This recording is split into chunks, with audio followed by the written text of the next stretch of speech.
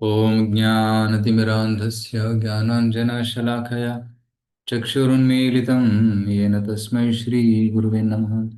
श्रीचैतन्यमनोभीष्टं स्थापितं येन भूतले स्वयं रूपकदा मह्यं ददाति स्वपदान्तिकम्। वन्देऽहं श्रीगुरोः श्रीयुतापदकमलं श्रीगुरून् वैष्णवांश्च श्रीरूपं साग्रजातं सहगणरघुनाथान्वितं तं सजीवं साद्वैतं सावधूतं परिजनासहितं कृष्णचैतन्यदेवं श्रीराधाकृष्णपादां सहगणललिता श्रीविशाखान्वितांश्च नमो ॐ विष्णुपादाय कृष्णप्रेष्ठाय भूतले श्रीमते भक्तिवेदान्तस्वामिनिति नामिने नमस्ते सारस्वते देवे गौरवाणी प्रचारिणे निर्विशेषशून्यवादी पाश्चात्यदेशतारिणे नमो महावदन्याय कृष्णप्रेमप्रदायते कृष्णाय कृष्णचैतन्यनाम्ने गौरतिसे नमः। हे कृष्णकरुणा सिन्धो दीनबन्धो जगत्पते गोपेश गोपिका कान्त राधा कान्त नमोऽस्तुते। तप्त काञ्चन गौराङ्गी राधे वृन्दावनेश्वरी वृषभानुसुते देवी प्रणमामि हरिप्रिये। वाञ्छाकल्पतरुभ्यश्च कृपा सिन्धुभ्य एव च पतितानां पावनेभ्यो वैष्णवेभ्यो नमो नमः। जय श्री कृष्ण चैतन्य प्रभु नित्यानंद श्री अद्वैत गदाधर श्रीवासादि गौरभक्तवृंद। हरे कृष्ण कृष्ण कृष्ण हरे हरे हरे राम राम राम हरे हरे। ಹರೇ ಕೃಷ್ಣ. ಇವತ್ತು ನಾವು ಶ್ರೀಮದ್ ಭಾಗವತ ಪುರಾಣ ಸ್ಕಂದ 5 ಅಧ್ಯಾಯ 23 ಚರ್ಚೆ ಮಾಡ್ತಾ ಇದ್ದೀವಿ. ಹೋದ ವಾರ ನಾವು 22ನೇ ಅಧ್ಯಾಯವನ್ನು ಚರ್ಚೆ ಮಾಡಿದ್ವಿ. 22ನೇ ಅಧ್ಯಾಯದಲ್ಲಿ ನಾವು ಸೂರ್ಯ ಮತ್ತು ಇತರ ಗ್ರಹಗಳ ಚಲನವಲನೆಯ ಬಗ್ಗೆ ನಾವು ತಿಳ್ಕೊಂಡಿದ್ವಿ. ಹೇಗೆ ಮೇರು ಪರ್ವತದ ಸುತ್ತಲೂ ಈ ಗ್ರಹಗಳು ಸುತ್ತಾ ಇದ್ದಾವೆ, ರೈಟ್? ಕ್ಲಾಕ್ ವೈಸ್ ಡೈರೆಕ್ಷನಲ್ಲಿ ಅವೆಲ್ಲವೂ ಸುತ್ತುತ್ತಾ ಇದ್ದಾವೆ. ಅದು ಯಾವ ವೇಗದಲ್ಲಿ ಸುತ್ತುತ್ತಾ ಇದ್ದಾವೆ, ಎಷ್ಟು ದಿನ ತಗೊಳುತ್ತೆ, ಮತ್ತೆ ಎಷ್ಟು ಎತ್ತರದಲ್ಲಿ, ಭೂಮಂಡಲಕ್ಕಿಂತಲೂ ಎಷ್ಟು ಎತ್ತರದಲ್ಲಿ ಸುತ್ತುತ್ತಾ ಇದ್ದಾವೆ, ಅದನ್ನೆಲ್ಲ ತಿಳ್ಕೊಂಡಿದ್ವಿ. ಇದೆಲ್ಲವೂ ಭಗವಂತನ ಶಕ್ತಿಯಿಂದನೇ ಸಾಧ್ಯ. ಗಾಮಾವಿಶ್ಯ ಚ ಭೂತಾನಿ ಧಾರಯಾಮ್ಯಹಮೋಜಸಾ ಉಷ್ಣಾಮಿ ಚೌಷಧಿ ಸರ್ವ ಸೋಮೋ ಭೂತ್ವರಸಾತ್ಮಕ. ಸೊ ಕೃಷ್ಣ ಹೇಳ್ತಾನೆ ಭಗವದ್ಗೀತೆಯಲ್ಲಿ, ಗಾಮಾವಿಶ್ಯ ಚ ಭೂತಾನಿ ಧಾರಯಾಮಿ, ಎಲ್ಲ ಗ್ರಹಗಳಲ್ಲಿ ನಾನು ಪ್ರವೇಶ ಮಾಡಿ ಎಲ್ಲ ಗ್ರಹಗಳನ್ನು ನಾನು ಮೇಲೆ ಎತ್ತಿಡಿದ್ದೀನಿ ಅಂತ ಕೃಷ್ಣ ಹೇಳ್ತಾನೆ. ಸೊ ಕೃಷ್ಣನ ಶಕ್ತಿಯಿಂದನೇ ಎಲ್ಲ ಗ್ರಹ ನಕ್ಷತ್ರಗಳು ತೇಲ್ತಾ ಇದ್ದಾವೆ, ಆಕಾಶದಲ್ಲಿ ತೇಲ್ತಾ ಇದ್ದಾವೆ, ಮತ್ತೆ ಮೇರು ಪರ್ವತದ ಸುತ್ತಲೂ ಸುತ್ತಾ ಇದ್ದಾವೆ. ಸೊ ಈ ಅದ್ಭುತವಾದ ಕಾರ್ಯ ಭಗವಂತನಿಂದಲೇ ಸಾಧ್ಯ. ಯಚ್ಚಕ್ಷುರೇಶ ಸವಿತಾ ಸಕಲ ಗ್ರಹಾಣಾಂ ರಾಜಾ ಸಮಸ್ತ ಸುರಮೂರ್ತಿರಶೇಷ ತೇಜಃ ಯಸ್ಯಾಜ್ಞಯಾ ಭ್ರಮತಿ ಸಂಭೃತ ಕಾಲಚಕ್ರೋ ಗೋವಿಂದಮಾದಿಪುರುಷಂ ತಮಹಂ ಭಜಾಮಿ. ಸೂರ್ಯನು ಕೂಡ ಭಗವಂತನ ಕಣ್ಣಿನ ತರ. ಸೂರ್ಯನಿಂದ ಭಗವಂತ ಈ ಇಡೀ ಜಗತ್ತನ್ನು ಪ್ರಕಾಶಮಯಗೊಳಿಸಿ ಎಲ್ಲವನ್ನ ನೋಡ್ತಾನೆ. ಸೊ ಸೂರ್ಯ ಮತ್ತು ಚಂದ್ರ ಭಗವಂತನ 2 ಕಣ್ಣುಗಳು. ಮತ್ತೆ ಸೂರ್ಯ ಎಲ್ಲಾ ಗ್ರಹಗಳ ರಾಜ. ಆ ಗ್ರಹಗಳ ರಾಜ ಈ ಪರ್ವತವನ್ನ ಕಾಲಚಕ್ರದಲ್ಲಿ ಸುತ್ತಾ ಇದ್ದಾನೆ. ಸೊ ಯಸ್ಯ ಆಜ್ಞೆಯ, ಕೃಷ್ಣನ ಆಜ್ಞೆಯಂತೆ ಸೂರ್ಯ ಚಲಿಸ್ತಾ ಇದ್ದಾನೆ. ಸೊ ಗೋವಿಂದನಿಗೆ, ಅಂತಹ ಕೃಷ್ಣನಿಗೆ ನಮಸ್ಕಾರಗಳನ್ನ ಸಲ್ಲಿಸ್ತಾ ಇದ್ದಾರೆ ಬ್ರಹ್ಮ ಸಂಹಿತೆಯ ಶ್ಲೋಕದಲ್ಲಿ. ಸೊ ಈ ರೀತಿ ನಾವು ಈ ಬ್ರಹ್ಮಾಂಡದ ಬಗ್ಗೆ ತಿಳ್ಕೊಳ್ಳುವಾಗ ಅದರ ಹಿಂದೆ ಯಾರಿದ್ದಾರೆ, ಸೃಷ್ಟಿಕರ್ತ ಯಾರು ಅನ್ನೋದು ಕೂಡ ನಾವು ತಿಳ್ಕೋಬೇಕು. ಅದು ಮನಸ್ಸಲ್ಲಿ ಇರಬೇಕು ಯಾವಾಗಲೂ. ಸೊ ಇಲ್ಲಾಂದ್ರೆ ನಾವು ಸೃಷ್ಟಿಗೆ ಆಕರ್ಷಿತವಾಗ್ತೀವಿ, ಆದರೆ ಸೃಷ್ಟಿಕರ್ತನ ಕಡೆ ನಾವು ಆಕರ್ಷಿತ ಆಗಬೇಕು. ಸೊ ಸೃಷ್ಟಿಗಿಂತಲೂ ಸೃಷ್ಟಿಕರ್ತ ತುಂಬಾ ಮುಖ್ಯ. It's not important to know the creation, but we should know the creator. ಇಡೀ ವೈಜ್ಞಾನಿಕ ಮತ್ತೆ ಫಿಲಾಸಫಿಕಲ್ ಜನ ಯಾರಿದ್ದಾರೆ, ರೈಟ್, ವಿದ್ವಾಂಸರು, ಅವರೆಲ್ಲರೂ ಈ ಸೃಷ್ಟಿಯನ್ನ ತಿಳ್ಕೊಳ್ಳೋದಕ್ಕೆ ಪ್ರಯತ್ನ ಪಡ್ತಾ ಇದ್ದಾರೆ. ಆದರೆ ನಾವು ಸೃಷ್ಟಿಕರ್ತನನ್ನ ತಿಳ್ಕೋಬೇಕು, ಅದು ಬಹುಮುಖ್ಯ. ಸೊ ಭಾಗವತದಲ್ಲಿ ಸೃಷ್ಟಿಯ ಬಗ್ಗೆ ವರ್ಣನೆ ಇದೆ, ಆದರೆ ಅದರ ಹಿಂದೆ ಇರುವಂತಹ ಸೃಷ್ಟಿಕರ್ತನ ಬಗ್ಗೆ ಕೂಡ ಹೆಚ್ಚು ವರ್ಣನೆ ಇದೆ. ಓಕೆ, ಸೊ ನಾವು ಈಗ ಮುಂದಿನ ಅಧ್ಯಾಯಕ್ಕೆ ಪ್ರವೇಶ ಮಾಡೋಣ. 23ನೇ ಅಧ್ಯಾಯದಲ್ಲಿ ಶಿಶುಮಾರ ಅನ್ನುವ ಒಂದು ಕಾನ್ಸೆಪ್ಟ್ ಅನ್ನು ಇಲ್ಲಿ ಎಕ್ಸ್ಪ್ಲೇನ್ ಮಾಡಿದ್ದಾರೆ. ಹೇಗೆ ನಾವು ವಿರಾಟ ರೂಪವನ್ನ ತಿಳ್ಕೊಂಡಿದ್ದೀವಿ. 2ನೇ ಸ್ಕಂದದಲ್ಲಿ ವಿರಾಟ ರೂಪದ ವರ್ಣನೆ ಇತ್ತು. ಇಡೀ ಬ್ರಹ್ಮಾಂಡದಲ್ಲಿ 14 ಲೋಕಗಳಿವೆ. ಈ 14 ಲೋಕಗಳನ್ನ ವಿಷ್ಣುವಿನ ಒಂದು ರೂಪ ಅಂತ ತಿಳ್ಕೊಳ್ಳುವುದು ಅದು ವಿರಾಟ ರೂಪ. ಅದು ಊಹೆ ಮಾತ್ರ, ಆದರೂ ಕೂಡ ಈ ಊಹೆಯಿಂದ ಕೂಡ ನಮ್ಮ ಚಿತ್ತ ಶುದ್ಧಿ ಆಗ್ತದೆ. ಇಡೀ ಬ್ರಹ್ಮಾಂಡವೇ ಭಗವಂತನ ಒಂದು ರೂಪ ಅಂತ ತಿಳ್ಕೊಂಡಾಗ ಬ್ರಹ್ಮಾಂಡದಲ್ಲಿ ನಾವು ಭಗವಂತನನ್ನು ಕಾಣಬಹುದು. ಎಲ್ಲ ಲೋಕಗಳಲ್ಲಿ ನಾವು ಭಗವಂತನನ್ನೇ ಕಾಣಬಹುದು. ಸೊ ಆ ರೀತಿ ದೃಷ್ಟಿಕೋನದಿಂದ ನಾವು ಜಗತ್ತನ್ನು ನೋಡಿದರೆ ನಮ್ಮ ಚಿತ್ತ ಶುದ್ಧವಾಗ್ತದೆ. ಅದಕ್ಕೋಸ್ಕರ ವಿರಾಟ ರೂಪದ ಬಗ್ಗೆ ನಾವು ತಿಳ್ಕೊಂಡಿದ್ದೀವಿ. ಈಗ ಶಿಶುಮಾರ ಅನ್ನೋದು ಕೂಡ ಇನ್ನೊಂದು ರೀತಿಯ ವಿರಾಟ ರೂಪ, ಇಮ್ಯಾಜಿನರಿ ಫಾರ್ಮ್. ಬಟ್ ಈ ಇಮ್ಯಾಜಿನರಿ ಫಾರ್ಮ್, ಕಾಲ್ಪನಿಕ ಒಂದು ರೂಪ ಏನಿದೆ, ಇದರ ಬಗ್ಗೆ ಇದನ್ನ ಧ್ಯಾನ ಮಾಡೋದ್ರಿಂದಲೂ ಕೂಡ ಒಬ್ಬರ ಚಿತ್ತ ಶುದ್ಧವಾಗ್ತದೆ. ಈ ಶಿಶುಮಾರ ಏನು ಅಂತಂದ್ರೆ ಎಲ್ಲ ಗ್ರಹಗಳು ಮತ್ತೆ ನಕ್ಷತ್ರಗಳು ನಾವು ನಮ್ಮ ಭೂಮಿಯಿಂದ ನೋಡಿದಾಗ ಅದು ಒಂದು ಮೀನಿನ ಆಕಾರದ ತರ ಕಾಣಿಸ್ತದೆ. It appears like a fish, dolphin. So ಅದು ಕೂಡ ವಿಷ್ಣುವಿನ ಸ್ಥೂಲ ರೂಪ. ಆ ರೂಪದ ಮೇಲೆ ಧ್ಯಾನ ಮಾಡುವುದರಿಂದಲೂ ಕೂಡ ಒಬ್ಬನ ಚಿತ್ತ ಶುದ್ಧವಾಗ್ತದೆ ಅಂತ ಶಾಸ್ತ್ರದಲ್ಲಿ ಹೇಳಲಾಗಿದೆ. ಸೊ ಇವತ್ತು ನಾವು ಆ ಒಂದು ವಿಷಯದ ಕುರಿತಾಗಿ ಚರ್ಚೆ ಮಾಡೋಣ.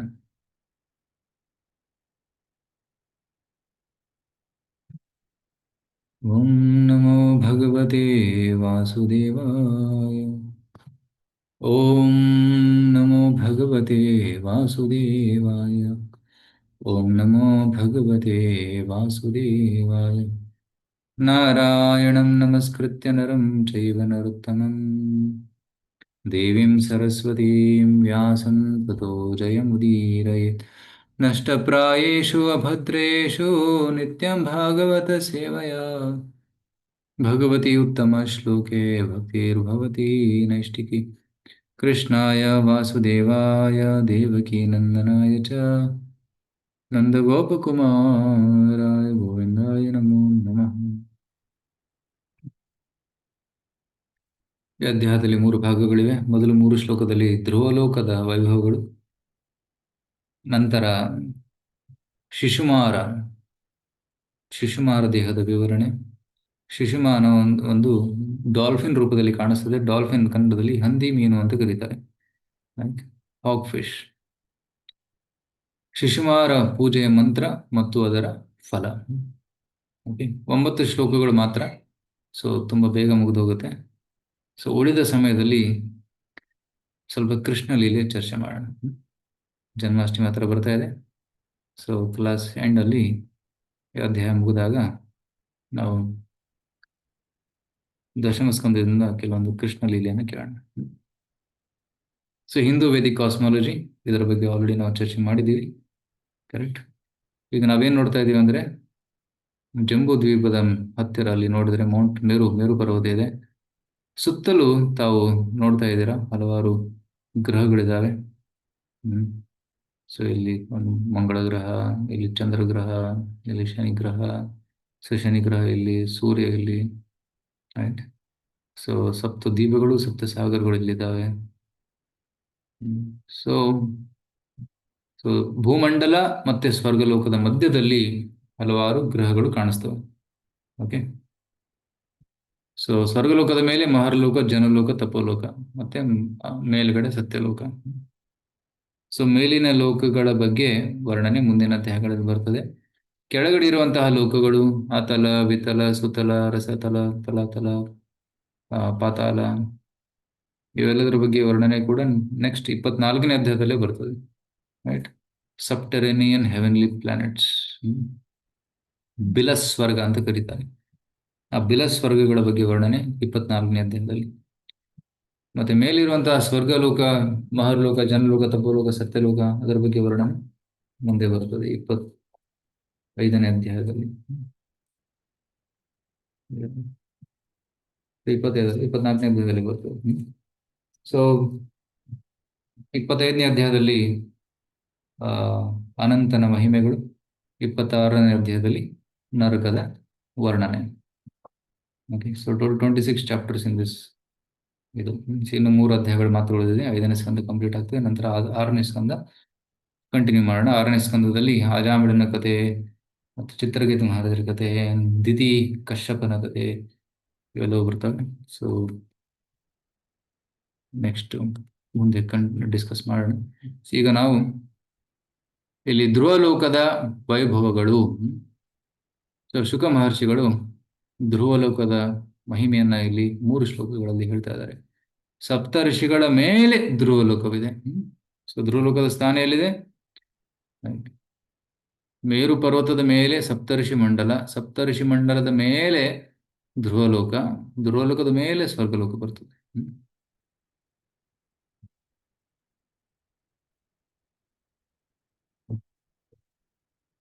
ಯಾರಾದ್ರೂ ಅನುವಾದವನ್ನ ಓದಲು ಇಷ್ಟಪಡ್ತೀರಾ? ಹರೇ ಕೃಷ್ಣ ಪ್ರಭು. ಓಕೆ, ಭಾನು ಮಾತಾಜಿ ಓದಿ.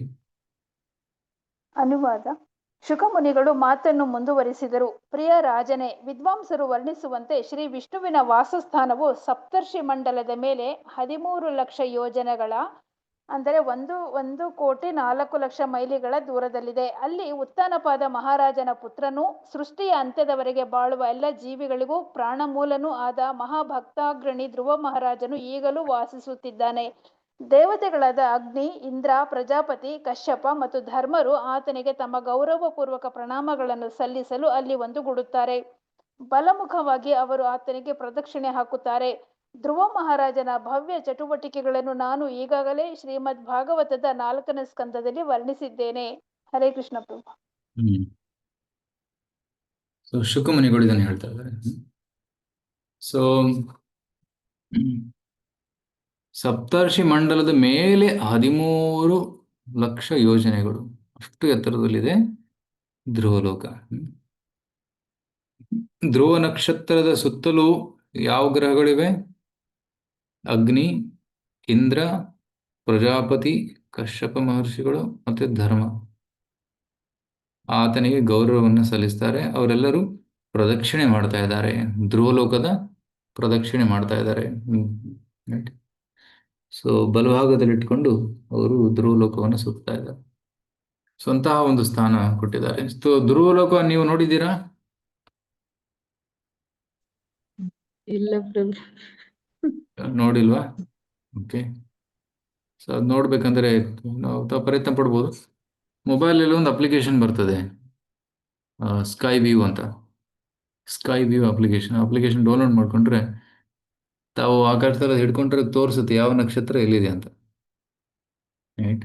ಸೊ ಪೋಲ್ ಸ್ಟಾರ್ ಅಂತ ಒಂದು ಬರ್ತದೆ ನಾರ್ತ್ ಡೈರೆಕ್ಷನ್ ಅಲ್ಲಿ. ರೈಟ್.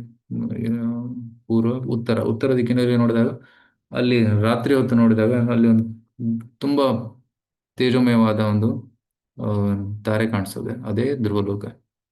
ಅದರ ಸುತ್ತಲೂ ಸಪ್ತರ್ಷಿ ಮಂಡಲವನ್ನು ತಾವು ನೋಡ್ಬೋದು. ಸೊ ಟ್ರೈ ಮಾಡಿ, ನೋಡಿ. ಅಲ್ಲಿ ಧ್ರುವ ಮಹಾರಾಜರಿದ್ದಾರೆ. ಧ್ರುವ ಮಹಾರಾಜ ಪ್ರಾರ್ಥನೆ ಮಾಡೋದು, ಧ್ರುವ ಮಹಾರಾಜರೇ ದಯವಿಟ್ಟು ನಮಗೆ ಕೂಡ ಸ್ವಲ್ಪ ಭಕ್ತಿಯನ್ನು ಕೊಡಿ ಅಂತ.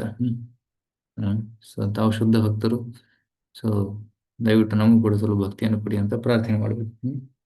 So that is Dhruva. That's called Dhruva. ಅಂದ್ರೆ ಅದು ಸ್ಥಿರವಾಗಿರ್ತದೆ, ಅದೆಂದು ಹೋಗೋದಿಲ್ಲ. ಅದ್ರ ಪೊಸಿಷನ್ ಯಾವಾಗಲೂ ಫಿಕ್ಸ್ ಆಗಿರ್ತದೆ, ಅದರ ಪೊಸಿಷನ್ ಎಂದೂ ಚೇಂಜ್ ಆಗೋದಿಲ್ಲ. ಅದಕ್ಕೆ ಧ್ರುವ ತಾರೆ ಅಂತ ಕರೀತಾರೆ. ಓಕೆ. ಸೊ ನಾರ್ತ್ ಪೋಲ್ ಅಲ್ಲಿ ಹೋಗಿ ನೋಡಿದರೆ ಅಲ್ಲಿಂದ ಸ್ಟ್ರೇಟ್ ತಲೆ ಮೇಲೆ ಕಾಣಿಸ್ತದೆ. ನಾವು ಇಲ್ಲಿಂದ ನೋಡಿದರೆ ಉತ್ತರ ದಿಕ್ಕಿನಲ್ಲಿ ನೋಡ್ಬೇಕು. ಅದೇ ನಾರ್ತ್ ಪೋಲ್ ಅಲ್ಲಿ ಹೋಗಿ ನಿಂತ್ರೆ ಅಲ್ಲೇ ಕಾಣಿಸ್ತಾರೆ. ಅರ್ಥ ಆಗ್ತಾ ಇದೆಯಾ? ಸಪೋಸ್ ಇದು ಭೂಮಿ ಹೇಗಿದೆ? ರೌಂಡ್ ಆಗಿದೆ. ಸೊ ರೌಂಡ್ ಆಗಿರೋ ಭೂಮಿ ಒಂದ್ಸಲ ಡ್ರಾಯಿಂಗ್ ಮಾಡಿ ತೋರಿಸ್ತೀನಿ. ಸೊ ಭೂಮಿ ರೌಂಡ್ ಆಗಿದೆ, ಬಟ್ ನಾವು ಎಲ್ಲಿ ನಿಂತಿದೀವಿ ಅದ್ರ ಮೇಲೆ ಡಿಪೆಂಡ್ ಆಗ್ತದೆ ಹೇಗೆ ನಾವು ನೋಡ್ತೀವಿ ಅಂತ.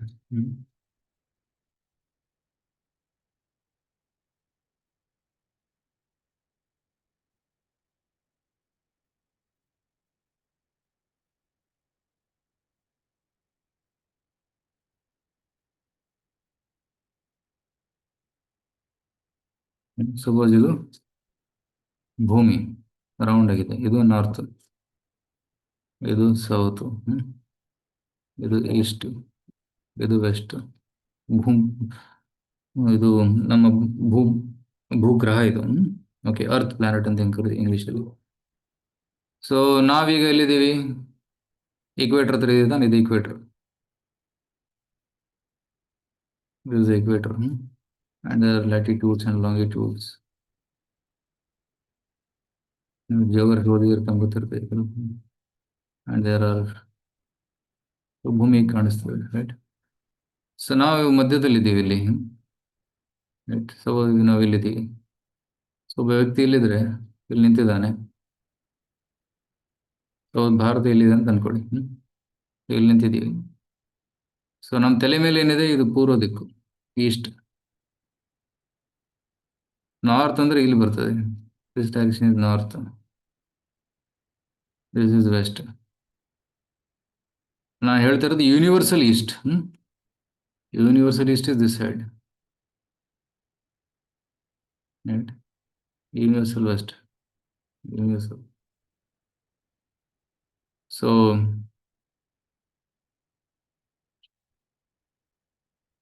ಸಪೋಸ್ ಒಬ್ಬ ವ್ಯಕ್ತಿ ಇಲ್ಲಿ ನಿಂತಿದ್ದಾನೆ, ನಾರ್ತ್ ಪೋಲ್ ಅಲ್ಲಿ, ಇಲ್ಲಿ ಆರ್ಕ್ಟಿಕ್ ಸೆಂಟ್ರಲ್ಲಿ, ಆರ್ಕ್ಟಿಕ್ ಓಷನ್ ಮಧ್ಯದಲ್ಲಿ. ಅವ್ರಿಗೆ ಏನಾಗ್ತದೆ? ಟ್ರೂ ನಾರ್ತ್ ಇಸ್ ನಾರ್ತ್, ತಲೆ ಮೇಲೆ north. Okay, for him true east is east and west. So ಯಾರಾದ್ರೂ ಸೌತ್ ಪೋಲ್ ಇಲ್ಲಿದ್ದಾರೆ, ಅಂಟಾರ್ಟಿಕಾದಲ್ಲಿ, ಅವ್ರು ಹೇಗೆ ನಿಲ್ತಾರೆ? ಹೀಗೆ ನಿಲ್ತಾರೆ. ಅಂಟಾರ್ಟಿಕಾದಲ್ಲಿ ಯಾರಾದ್ರೂ ಹೋದ್ರೆ is actually standing like this.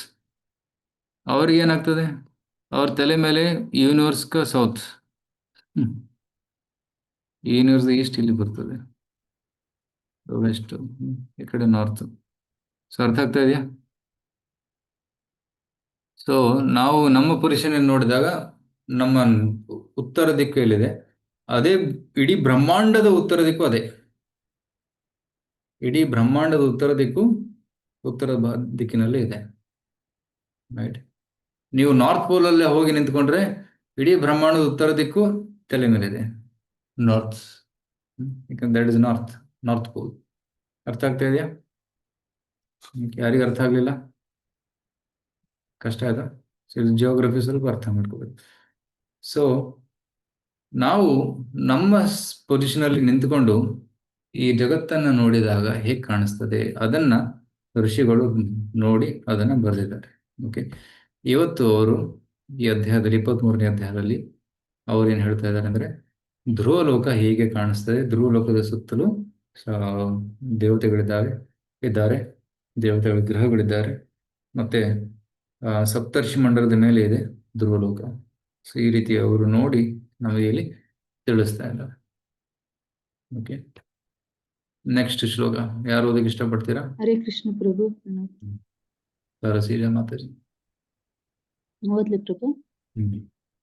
ಅನುವಾದ. ಧ್ರುವ ನಕ್ಷತ್ರವು ದೇವೋತ್ತಮ ಪರಮಪುರುಷನ ಪರಮ ಇಚ್ಛೆಯಿಂದ ಪ್ರತಿಷ್ಠಿತವಾದ ಧ್ರುವ ಮಹಾರಾಜನ ನಿವಾಸವಾಗಿದೆ.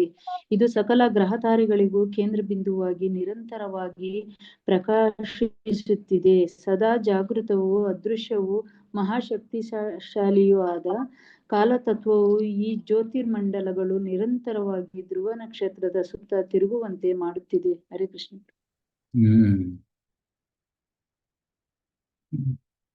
ಸೊ ಈ ಧ್ರುವ ನಕ್ಷತ್ರ ಏನಿದೆ ಅದು ಸೆಂಟ್ರಲ್ ಪಾಯಿಂಟ್ ಆಗಿದೆ. ಈ ಧ್ರುವ ನಕ್ಷತ್ರದಿಂದಲೇ ಎಲ್ಲಾ ನಕ್ಷತ್ರಗಳು ಗ್ರಹಗಳು ಕನೆಕ್ಟ್ ಆಗಿವೆ. ಸೊ ಇದು ಧ್ರುವ ನಕ್ಷತ್ರ ಅಂತ ಅನ್ಕೊಂಡ್ರೆ, ಇದ್ರ ಕೆಳಗಡೆ ಸಪ್ತರ್ಷಿ ಮಂಡಲ,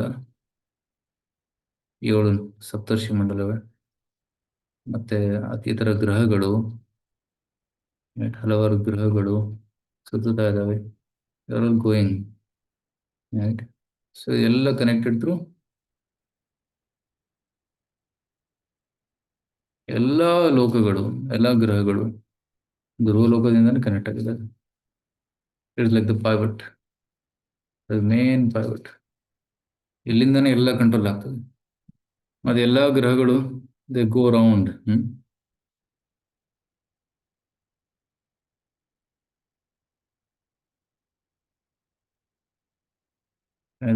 rotating.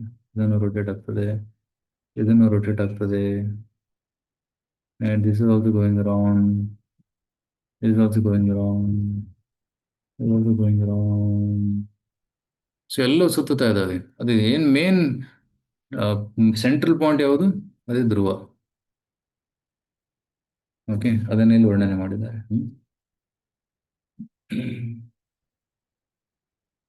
Right. The unsleeping, invisible, most powerful time vector causes these luminous to revolve around the pole star without cessation. Continuous ಆಗಿ ಎಂದೂ ನಿಲ್ಲೋದಿಲ್ಲ. ರೈಟ್, ಕಂಟಿನ್ಯೂಸ್ ಆಗಿ ರೊಟೇಟ್ ಆಗ್ತಾ ಇದೆ. That is the power of Dhruvaloka. Right, ಒಂದು ಕ್ಷಣ ಕೂಡ ನಿಲ್ಲಂಗಿಲ್ಲ, ಕಂಟಿನ್ಯೂಸ್ ಆಗಿ ಮೂವ್ ಆಗ್ತಾ ಇರುತ್ತೆ. ಓಕೆ, ಅರ್ಥ ಆಗ್ತಾ ಇದೆಯಾ? ನೆಕ್ಸ್ಟ್ ಶ್ಲೋಕ ಓದಿ. ನೆಕ್ಸ್ಟ್ ತುಂಬಾ ದೊಡ್ಡ ಶ್ಲೋಕ. ಧ್ರುವ ನಕ್ಷತ್ರದ ಸುತ್ತ ಗ್ರಹಗಳು ಮತ್ತು ನಕ್ಷತ್ರಗಳು ಹೇಗೆ ಸುತ್ತುತ್ತವೆ, ಅವು ಕಕ್ಷೆಯಲ್ಲಿ ಹೇಗೆ ಉಳಿಯುತ್ತವೆ ಅನ್ನೋದನ್ನ ಇಲ್ಲಿ ಹೇಳಿದ್ದಾರೆ. ಎಸ್, ಯಶೋಧ ಮತ್ತೆ ಹರೇ ಕೃಷ್ಣ. ಹರೇ ಕೃಷ್ಣ. ಒಟ್ಟನ್ನು ಉದುರಿಸಿದ ಅಕ್ಕಿ ಮಾಡಲು ಕಣದಲ್ಲಿ ಭತ್ತವನ್ನು ಹರವಿ ಎತ್ತುಗಳಿಂದ ಅದನ್ನು ತುಳಿಸುತ್ತಾರಲ್ಲವೇ, ಆಗ ಎತ್ತುಗಳನ್ನು ಕಣದ ನಡುವೆ ನೆಟ್ಟ ಸ್ತಂಭವೊಂದಕ್ಕೆ ಕಟ್ಟಿರುತ್ತಾರೆ. ಆ ಎತ್ತುಗಳಲ್ಲಿ ಒಂದು ಕಂಬಕ್ಕೆ ಹತ್ತಿರ, ಇನ್ನೊಂದು ನಡುವೆ, ಮತ್ತೊಂದು ಕೊಂಚ ದೂರ, ಹೀಗೆ ತಮ್ಮ ತಮ್ಮ ನಿಗದಿತ ಕಕ್ಷೆ ಮತ್ತು ಅಂತರದಲ್ಲಿ ಅವು ಕಂಬದ ಸುತ್ತ ಸುತ್ತುವಂತೆ ಲಕ್ಷಾಂತರ ಗ್ರಹತಾರೆಗಳು ಧ್ರುವ ಮಹಾರಾಜನ ಧ್ರುವ ನಕ್ಷತ್ರದ ಸುತ್ತ ತಮ್ಮ ತಮ್ಮ ಪಥ ಮತ್ತು ಪರಿಧಿಗಳಲ್ಲಿ ಕೆಲವು ಮೇಲೆ ಮತ್ತು ಕೆಲವು ಕೆಳಗೆ ಪರಿಭ್ರಮಿಸುತ್ತವೆ. ತಮ್ಮ ಪೂರ್ವ ಕರ್ಮ ಫಲಾನುಸಾರವಾಗಿ ದೇವೋತ್ತಮ ಪರಮಪುರುಷನಿಂದ ಭೌತಿಕ ಪ್ರಕೃತಿ ಯಂತ್ರಕ್ಕೆ ಕಟ್ಟಲ್ಪಟ್ಟ ಈ ಗ್ರಹತಾರೆಗಳು ಮೊದಲದಿಂದ ಧ್ರುವ ನಕ್ಷತ್ರದ ಸುತ್ತ ಸೃಷ್ಟಿಯ ಅಂತ್ಯದವರೆಗೂ ಅವ್ಯಾಹತವಾಗಿ ಸುತ್ತುತ್ತಲೇ ಇರುತ್ತವೆ. ವಿಸ್ತಾರವಾದ ಬಾನಿನಲ್ಲಿ ಅಗಾಧ ಜಲರಾಶಿಯನ್ನು ಹೊತ್ತ ಮೋಡಗಳಂತೆ ಅಥವಾ ತಮ್ಮ ಪೂರ್ವಕರ್ಮ ಫಲಾನುಸಾರವಾಗಿ ಭೂಮಿಗೆ ಉರುಳಿ ಬೀಳುವ ಆಸ್ಪದವಿಲ್ಲದೆ ಬಾನೆತ್ತರದಲ್ಲಿ ಹಾರಾಡುತ್ತಲೇ ಉಳಿಯುವ ಶಾನ್ಯ ಎಂಬ ಬೃಹತ್ ಗಾತ್ರದ ಹದ್ದುಗಳಂತೆ ಈ ಗ್ರಹತಾರೆಗಳು ವಾಯುಮಂಡಲದಲ್ಲಿ ತೇಲಾಡುತ್ತವೆ. ಹರೇ ಕೃಷ್ಣ ಪ್ರಭು. ಒಂದು ಉದಾಹರಣೆ ಕೊಟ್ಟು ಎಕ್ಸ್ಪ್ಲೇನ್ ಮಾಡಿದ್ದಾರೆ.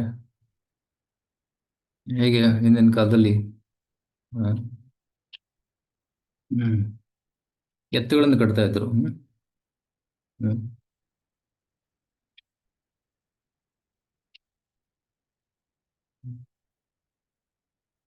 ಎತ್ತುಗಳನ್ನು ಕಟ್ತಾ ಇದ್ರು.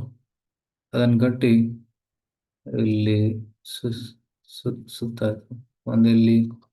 ಒಂದಿಲ್ಲಿ ಸುತ್ತುತ್ತೆ, ಇನ್ನೊಂದು ಇಲ್ಲಿ ಸುತ್ತುತ್ತೆ.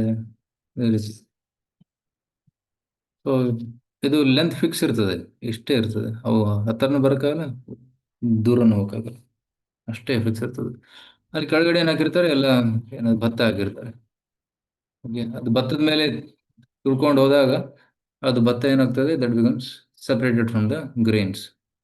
ಕಾಳು ಬೇರೆ ಆಗುತ್ತೆ, ಭತ್ತದ ಸಿಪ್ಪೆ ಬೇರೆ ಆಗ್ತದೆ. ಸೊ ಈ ರೀತಿ ಅದೇ ರೀತಿ ಎಲ್ಲ ಗ್ರಹಗಳು, ಎಲ್ಲದ ಗ್ರಹದ ಬೇರೆ ಬೇರೆ ಡಿಸ್ಟೆನ್ಸ್ ಇರ್ತದೆ. Some are near, some are for.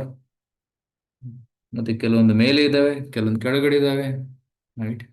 So ಈ ರೀತಿ ಎಲ್ಲ ಗ್ರಹಗಳು ಸುತ್ತಾ ಇದ್ದಾವೆ. They are going round and round this Dhruvaloka. So this pivot central point, ಅದಕ್ಕೆ ಧ್ರುವಲೋಕ ಅಂತ ಕರೀತಾರೆ. ಸೊ ಈ ಉದಾಹರಣೆಯನ್ನು ಶ್ರೀಮದ್ ಭಾಗವತದಲ್ಲಿ ಕೊಟ್ಟಿದ್ದಾರೆ. ಓಕೆ, ಸೊ ಈ ಎಲ್ಲ ಗ್ರಹಗಳು ಗಾಳಿಯಲ್ಲಿ ಹೇಗೆ ತೇಲ್ತಾ ಇದ್ದಾವೆ ಅಂದ್ರೆ ವಾಯುವಿನ ಸಹಾಯದಿಂದ. ವಿಸ್ತಾರವಾದ ಬಾನಿನಲ್ಲಿ ಅಗಾಧ ಜಲರಾಶಿಯನ್ನು ಹೊತ್ತ ಮೋಡಗಳಂತೆ ಅಥವಾ ತಮ್ಮ ಪೂರ್ವ ಕರ್ಮಫಲಾನುಸಾರ ಭೂಮಿಗೆ ಉರುಳಿ ಬಿಡುವ ಆಸ್ಪದವಿಲ್ಲ. ಹೇಗೆ ದೊಡ್ಡ ದೊಡ್ಡ ಮೋಡಗಳು ಗಾಳಿಯಲ್ಲಿ ತೇಲ್ತಾ ಇದ್ದಾವೆ, ಸಾಕಷ್ಟು ನೀರನ್ನ ಸಂಗ್ರಹಿಸಿ ಅವೆಲ್ಲ ತೇಲ್ತಾ ಇದ್ದಾವೆ. ವಾಯು ಅದನ್ನ ಎತ್ತಿ ಹಿಡಿದಿದೆ, ಗಾಳಿನೇ ಅದನ್ನು ಎತ್ತಿ ಹಿಡಿದಿದೆ. ಅದೇ ರೀತಿ ಎಲ್ಲಾ ಗ್ರಹ ತಾರೆಗಳನ್ನ ವಾಯುವೇ ಎತ್ತಿ ಹಿಡಿದಿದೆ. ಈ ಗ್ರಹ ತಾರೆಗಳು ವಾಯುವಿನ ಒತ್ತಡದಿಂದ ಧ್ರುವ ನಕ್ಷತ್ರದ ಸುತ್ತ ಸೃಷ್ಟಿಯ ಅಂತ್ಯದವರೆಗೂ ಅವ್ಯ ಅವ್ಯಾಹತವಾಗಿ ಸುತ್ತುತ್ತಲೇ ಇರುತ್ತವೆ. ರೈಟ್, ಆ ಪಾಯಿಂಟ್ ಅನ್ನು ನೋಟ್ ಮಾಡಿದರೆ ನೀವು. Right, very important point. ಈ ಗ್ರಹ ತಾರೆಗಳು ವಾಯುವಿನ ಒತ್ತಡದಿಂದ ಧ್ರುವ ನಕ್ಷತ್ರದ ಸುತ್ತ ಸೃಷ್ಟಿಯ ಅಂತ್ಯದವರೆಗೂ ಅವ್ಯಾವ್ಯ ಅವ್ಯವ ಅವ್ಯಾಹತವಾಗಿ ಸುತ್ತುತ್ತಲೇ ಇರುತ್ತವೆ. So that's the main point. So ಅದಕ್ಕೆ ಪ್ರಭುಪಾದರು ಹೇಳ್ತಾರೆ, ಗ್ರಾವಿಟೇಷನ್ ಅಂತ ಜನ ಹೇಳ್ಬೋದು, ಬಟ್ ಗ್ರಾವಿಟೇಷನ್ ಎಲ್ಲಿಂದ ಸೃಷ್ಟಿಯಾಗಿದೆ? ಅದು ವಾಯುವಿನ ಒತ್ತಡದಿಂದ ಸೃಷ್ಟಿಯಾಗಿದೆ ಅಂತ ಪ್ರಭುಪಾದರು ಹೇಳ್ತಾರೆ. ರೈಟ್, ವಿಜ್ಞಾನಿಗಳು ಗ್ರಾವಿಟೇಷನ್ ಅಂತ ಗುರುತ್ವಾಕರ್ಷಣೆ ಅಂತ ಹೇಳ್ತಾರೆ, but that is also coming from Vayu. So ಹೇಗೆ ಮೋಡಗಳನ್ನು ವಾಯು ಎತ್ತಿ ಹಿಡಿದಿದೆ, ಅದೇ ರೀತಿ ಈ ಒಂದು ಹೇಗೆ ಪಕ್ಷಿಗಳು ಕೂಡ ಗಾಳಿಯಲ್ಲಿ ಹಾರ್ತವೆ, ಹೇಗೆ ವಾಯುವಿನ ಸಹಾಯದಿಂದ. ರೈಟ್, ವಾಯುವಿನ ಸಹಾಯದಿಂದ ಪಕ್ಷಿಗಳು ಮೇಲೆ ಹಾರ್ತವೆ, ಕೆಳಗೆ ಇಳಿತವೆ. ಕೆಲವೊಮ್ಮೆ ಹದ್ದುಗಳು ಆಕಾಶದಲ್ಲಿ ತೇಲ್ತಾ ಇರ್ತವೆ. Right, so they keep flying. So ಈ ರೀತಿ ವಾಯುವಿನ ಇಂಪಾರ್ಟೆನ್ಸ್ ಅನ್ನು ಕೂಡ ಇಲ್ಲಿ ಹೇಳಿದ್ದಾರೆ. ಸೊ ಈಗ ಭೂಮಿ ನೋಡಿ ಗಾಳಿಯಲ್ಲಿ ತೇಲ್ತಾ ಇದೆ, ಮತ್ತೆ ಚಂದ್ರ, ಶುಕ್ರ, ಗುರು ಇವೆಲ್ಲವೂ ಗಾಳಿಯಲ್ಲಿ ತೇಲ್ತಾರೆ. ಹೇಗೆ? That is because of air. ವಾಯು ಅಂದರೆ ನಮ್ಮ ವಾತಾವರಣದಲ್ಲಿ ಇರುವಂಥ ವಾಯು ಲೈಕ್ ಡಿಫ್ರೆಂಟ್ ಸಟಲ್ ಸೂಕ್ಷ್ಮವಾದಂಥ ಒಂದು ಗಾಳಿ, ಅದರಿಂದ ಎಲ್ಲವೂ ತೇಲ್ತಾ ಇದ್ದಾವೆ ಅಂತ ಶಾಸ್ತ್ರದಲ್ಲಿ ಹೇಳಲಾಗಿದೆ. Okay, so Prabhupad says in the purport, ಪ್ರಭುಪಾದರು ತುಂಬಾ ಡೀಟೇಲ್ ಆಗಿ ಭಾವಾರ್ಥವನ್ನು ಬರೆದಿದ್ದಾರೆ ಇಲ್ಲಿ. ಸೊ ಇದು ಒಂದು ಯಂತ್ರದ ತರ, ಯಂತ್ರಕ್ಕೆ ಹೋಲಿಸಿದ್ದಾರೆ. ಹೇಗೆ ಭತ್ತವನ್ನ ಬಿತ್ತೋದಿಕ್ಕೆ ಯಂತ್ರ ಉಪಯೋಗಿಸ್ತಾರೆ, ಅಲ್ಲಿ ಎತ್ತುಗಳನ್ನ ಕಟ್ಟಿ ಅವನ್ನ ಓಡಿಸಿ ಭತ್ತವನ್ನು ಬಿತ್ತಾರೆ, ಆ ಕಾಳನ್ನು ಬಿತ್ತಾರೆ. ಅದೇ ರೀತಿ ಈ ಒಂದು ಬ್ರಹ್ಮಾಂಡದ ಯಂತ್ರ ಕಾರ್ಯ ಮಾಡ್ತಾ ಇದೆ.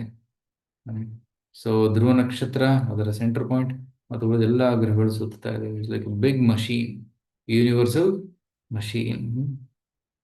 ಈಗ ನಾವು ಅಡುಗೆ ಮನೆಯಲ್ಲಿ ಮಿಕ್ಸರ್ ಯೂಸ್ ಮಾಡ್ತೀವಿ, ರೈಟ್, ಅಥವಾ ಬೀಸುಕಲ್ಲಿ ಯೂಸ್ ಮಾಡ್ತೀವಿ, ಅದು ಮಷೀನ್, ಒಂದು ಯಂತ್ರ. ಅದೇ ರೀತಿ ಬ್ರಹ್ಮಾಂಡದ ಮಹಾಯಂತ್ರವಿದೆ ಈ ಗ್ರಹ ತಾರೆಗಳು. ಇದನ್ನೆಲ್ಲ ನಿಯಂತ್ರಣ ಮಾಡ್ತಾ ಇರೋರು ಶ್ರೀಕೃಷ್ಣ. ರೈಟ್, ಸೊ ಯಂತ್ರ ರೂಢಾಣಿ ಮಾಯಾ. ಸೊ ಭಗವಂತ ಈ ಬ್ರಹ್ಮಾಂಡವನ್ನ ಮತ್ತೆ ನಮ್ಮ ದೇಹವನ್ನ ಕೂಡ ಒಂದು ಯಂತ್ರಕ್ಕೆ ಹೋಲಿಸಿದ್ದಾನೆ. ಸೊ ಯಂತ್ರವನ್ನ ನಾವು ಚಲಿಸಬೇಕಂದ್ರೆ, ಉಪಯೋಗಿಸ್ಬೇಕಂದ್ರೆ ಒಬ್ಬ ಇಂಜಿನಿಯರ್ ಬೇಕು, ಒಬ್ಬ ನಿಯಂತ್ರಕ ಬೇಕು.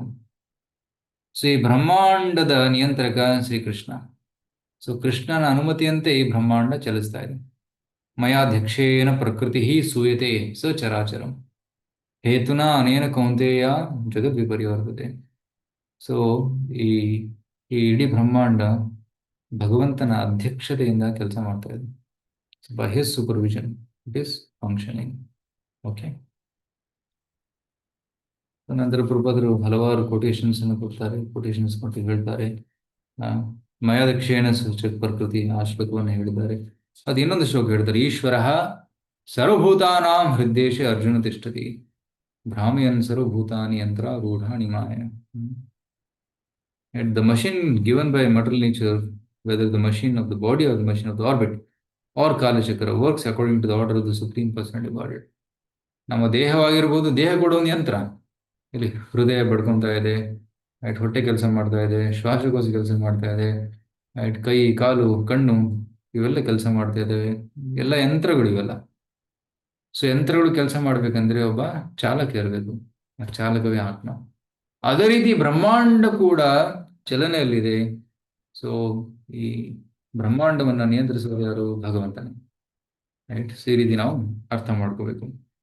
Nothing happens by chance. ಆಕಸ್ಮಿಕವಾಗಿ ಏನೂ ನಡೀತಾ ಇಲ್ಲ.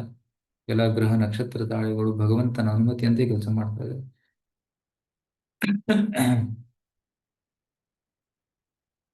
ಉದಾಹರಣೆ ಕೊಡ್ತಾರೆ, ಬೋಯಿಂಗ್ 747 ದೊಡ್ಡ ದೊಡ್ಡ ಏರೋಪ್ಲೇನ್ಸ್, ಮಾಡರ್ನ್ ಏರೋಪ್ಲೇನ್ಸ್ 747 700 ಜನ 800 ಜನ ಕರ್ಕೊಂಡು ಹೋಗ್ತದೆ ಅಂತ ದೊಡ್ಡ ಒಂದು ವಿಮಾನ. ಅದು ಕೂಡ ಗಾಳಿಯಲ್ಲಿ ಸಲೀಸಾಗಿ ತೇಲ್ಕೊಂಡು ಹೋಗ್ತದೆ. ಹೇಗೆ? By the power of wind. And ಅದು ಸ್ವಲ್ಪ ಸ್ಪೀಡ್ ಆಗಿ ಹೋದಾಗ ಗಾಳಿ ಅದನ್ನ ಮೇಲೆ ಎತ್ತುತ್ತೆ, ಏರೋಪ್ಲೇನ್ ಮೇಲೆ ಎತ್ತುತ್ತೆ, ಏರೋಪ್ಲೇನ್ ಮೇಲೆ ಹೋಗ್ಬಿಡ್ತದೆ.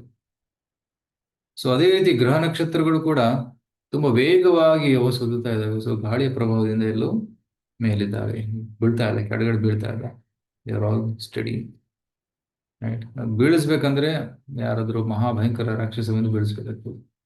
ಉದಾಹರಣೆಗೆ ಹಿರಣ್ಯಾಕ್ಷ ರಾಕ್ಷಸ ಭೂದೇವಿಯನ್ನೇ ಎತ್ಕೊಂಡು ಹೋಗ್ಬಿಟ್ಟ. ಭೂದೇವಿಯನ್ನ ತನ್ನ ಸ್ಥಾನದಿಂದ ಕೆಳಗಡೆ ಉರುಳಿಸ್ಬಿಟ್ಟ. ಸೊ ಭೂಮಂಡಲ ಗರ್ಭೋದಕ ಸಾಗರದಲ್ಲಿ ಮುಳುಗೋಯ್ತು. ಆ ಗರ್ಭೋದಕ ಸಾಗರದಿಂದ ಮೇಲೆತ್ತೋದಿಕ್ಕೆ ಸಾಕ್ಷಾತ್ ವರಾಹ ದೇವರೇ ಬಂದು ಆ ಭೂಮಿಯನ್ನ ಮೇಲೆತ್ತಬೇಕಾಯ್ತು. So that is possible. ಗ್ರಹಗಳು ಬೀಳೋ ಸಾಧ್ಯತೆ ಇದೆ. ಆದರೆ ಅದಕ್ಕೆ ಮಹಾರಾಕ್ಷಸನಂತಹ ಹಿರಣ್ಯಕಶಿಪುವಂತಹ ರಾಕ್ಷಸರು, ಹಿರಣ್ಯಾಕ್ಷನಂತಹ ರಾಕ್ಷಸರು ಬಂದಾಗ ಕೆಲವೊಮ್ಮೆ ಸಂತುಲನ ಕಳೆದುಕೊಂಡಾಗ ಬೀಳಕ್ ಸಾಧ್ಯ. ಆದರೆ ಸಾಮಾನ್ಯವಾಗಿ ಭಗವಂತ ಎಲ್ಲಾ ಗ್ರಹಗಳನ್ನ ಮೇಲೆ ಸುರಕ್ಷಿತವಾಗಿ ಎತ್ತಿಡಿದ್ದಾನೆ. ಸೊ ಪ್ರಭಾತ್ ಕೋಟ್ಸ್ ಬ್ರಹ್ಮ ಸಂಹಿತ. ಸೃಷ್ಟಿ ಸ್ಥಿತಿ ಪ್ರಳಯ ಸಾಧನ ಶಕ್ತಿ ರೇಖಾ ಛಾಯೇ ವಯಸ್ಯ ಭುವನಾನಿ ಬಿಭರ್ತಿ ದುರ್ಗಾ ಇಚ್ಛಾನುರೂಪಮಪಿ ಯಸ್ಯ ಚ ಚೇಷ್ಟತೆ ಸಾ ಗೋವಿಂದಮಾದಿ ಪುರುಷಂ ತಮಹಂ ಭಜಾಮಿ. ಈ ಮಾಯಾಶಕ್ತಿ ಕೂಡ ಭಗವಂತನ ಛಾಯೆ. ಸೃಷ್ಟಿ ಸ್ಥಿತಿ ಪ್ರಳಯ ಸಾಧನ ಶಕ್ತಿ ರೇಖಾ. ಸೊ ಅವಳು ಈ ಜಗತ್ತಿನ ಸೃಷ್ಟಿ ಮತ್ತೆ ಮೇಂಟೆನೆನ್ಸ್ ಮತ್ತೆ ಪ್ರಳಯದಲ್ಲಿ ಸಹಾಯ ಮಾಡ್ತಾಳೆ. ಛಾಯ ಇವ, ಭಗವಂತ ಇಚ್ಛೆ ಮಾಡಿದ ತಕ್ಷಣ ಆ ಇಚ್ಛೆಗಳು ಪೂರೈಕೆ ಆಗ್ತದೆ. ಇಚ್ಛಾನುರೂಪಮಪಿ ಯಸ್ಯ ಚ ಚೇಷ್ಟತೆ ಸಹ ಗೋವಿಂದ ನಾಮಾದಿ ಪುರುಷಂ ತಮಹಂ ಭಜಾಮಿ. ಸೊ ಎಲ್ಲವೂ ಭಗವಂತನ ಆಜ್ಞೆಯಂತೆಯೇ ನಡೀತಾ ಇದೆ. ಭಗವಂತನ ಆಜ್ಞೆ ಇಲ್ಲದೆ ಯಾವ ಕೆಲಸವೂ ಈ ಜಗತ್ತಿನಲ್ಲಿ ನಡೆಯುವುದಿಲ್ಲ. ಅದಕ್ಕೋಸ್ಕರ ನಾವು ಜಗತ್ತನ್ನ ಅರ್ಥ ಮಾಡ್ಕೋಬೇಕು, ಮಾಡ್ಕೊಳ್ಳೋಕೆ ಪ್ರಯತ್ನ ಪಡ್ತಾ ಇದೀವಿ. ಅದ್ರ ಜೊತೆ ನಾವು ಜಗತ್ತಿನ ಸೃಷ್ಟಿಕರ್ತನಾದಂತಹ ಭಗವಂತನನ್ನ ಕೂಡ ಅರ್ಥ ಮಾಡ್ಕೋಬೇಕು. ಆಗ ನಾವು ಈ ಬ್ರಹ್ಮಾಂಡದಿಂದ ಮುಕ್ತರಾಗ್ತೀವಿ. ಜನ್ಮ ಕರ್ಮ ಚ ಮೇ ದಿವ್ಯಂ ಏವಂ ಯೋ ವೆತ್ತಿ ತತ್ವತಃ ತ್ಯಕ್ತ್ವಾ ದೇಹಂ ಪುನರ್ಜನ್ಮ ನೈತಿ ಮಾಮೇತಿ ಸೋರ್ಜುನ. ಭಗವಂತನ ಜನ್ಮ ಮತ್ತೆ ಕರ್ಮವನ್ನ ನಾವು ತತ್ವತಃ ಅರ್ಥ ಮಾಡಿಕೊಂಡ್ರೆ ನಾವು ಮತ್ತೆ ಮರಳಿ ವಾಪಸ್ ಬರೋದಿಲ್ಲ, ನಾವು ವೈಕುಂಠಕ್ಕೆ ಹೋಗ್ತೀವಿ ಅಂತ ಹೇಳಲಾಗಿದೆ. ಸೊ ಅದಕ್ಕೆ ನಾವು ಕೃಷ್ಣನ ಜನ್ಮ ಕರ್ಮವನ್ನು ಚೆನ್ನಾಗಿ ತಿಳ್ಕೊಬೇಕಂದ್ರೆ ಗೀತಾ ಮತ್ತೆ ಭಾಗವತವನ್ನ ಓದಬೇಕು. ಗೀತಾ ಭಾಗವತದಲ್ಲಿ ಕೃಷ್ಣನ ಸಕಲ ಲೀಲೆಗಳನ್ನ ತತ್ವವನ್ನ ವರ್ಣನೆ ಮಾಡಿದ್ದಾರೆ. So we should read Gita Bhagavatam regularly and understand. ಅರ್ಥ ಆಗ್ಲಿಲ್ಲ ಅಂದ್ರೆ ಪದೇ ಪದೇ ಓದ್ಬೇಕು, ಕೇಳಬೇಕು. ಆಗೇನಾಗ್ತದೆ, ನಮ್ಮ ಸಂಶಯಗಳು ನಾಶವಾಗಿ ನಮ್ಮ ಜ್ಞಾನ ಬೆಳೀತದೆ. ಓಕೆ, ಸೊ ಈ ರೀತಿ ಹೇಳಿದ್ದಾರೆ.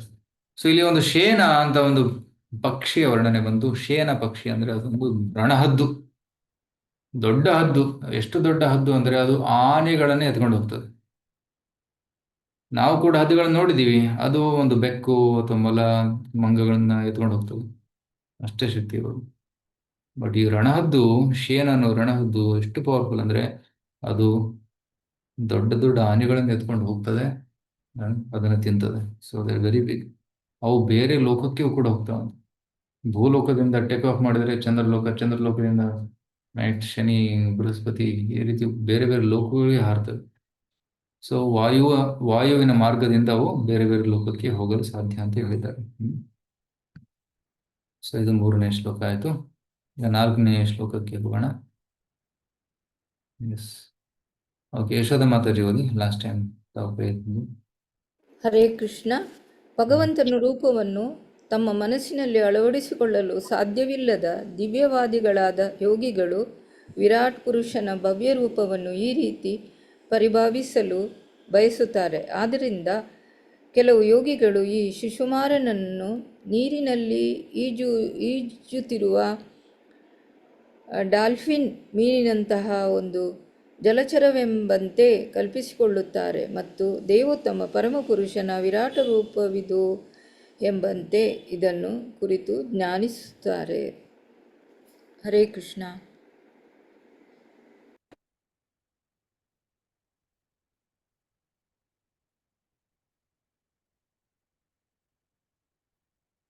ಟ್ರಾನ್ಸ್ಲೇಷನ್ ವ್ಯತ್ಯಾಸ ಬಂತ?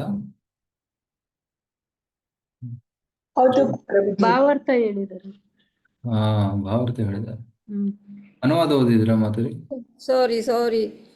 ಗ್ರಹತಾರೆಗಳನ್ನೊಳಗೊಂಡ ಈ ಮಹಾಯಂತ್ರವು 4ನೇ ನಾಲ್ಕನೇದೆ ಅನುವಾದ. ಗ್ರಹ ತಾರೆಗಳನ್ನೊಳಗೊಂಡ ಈ ಮಹಾಯಂತ್ರವು ನೀರಿನಲ್ಲಿರುವ ಕರೆಕ್ಟಾ? ಇಲ್ಲ ಪ್ರಭು. ಬೇರೆ ಇದೆ ಪ್ರಭುಜಿ ಅದು. ಹಾಗಾದ್ರೆ ಪ್ರಿಂಟ್ ಇದಿದೆನಾ?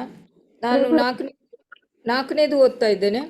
Page number 707. ಪ್ರಭು ನಮ್ಮ ಹತ್ರ ಅದೇ ಇದೆ, ಗ್ರಹ ತಾರಗಳನ್ನೊಳಗೊಂಡ. ಅಚ್ಚಾ, ಇಲ್ಲಿ PPT ಇಲ್ಲಿ ತಪ್ಪಾಗಿದೆಯಾ?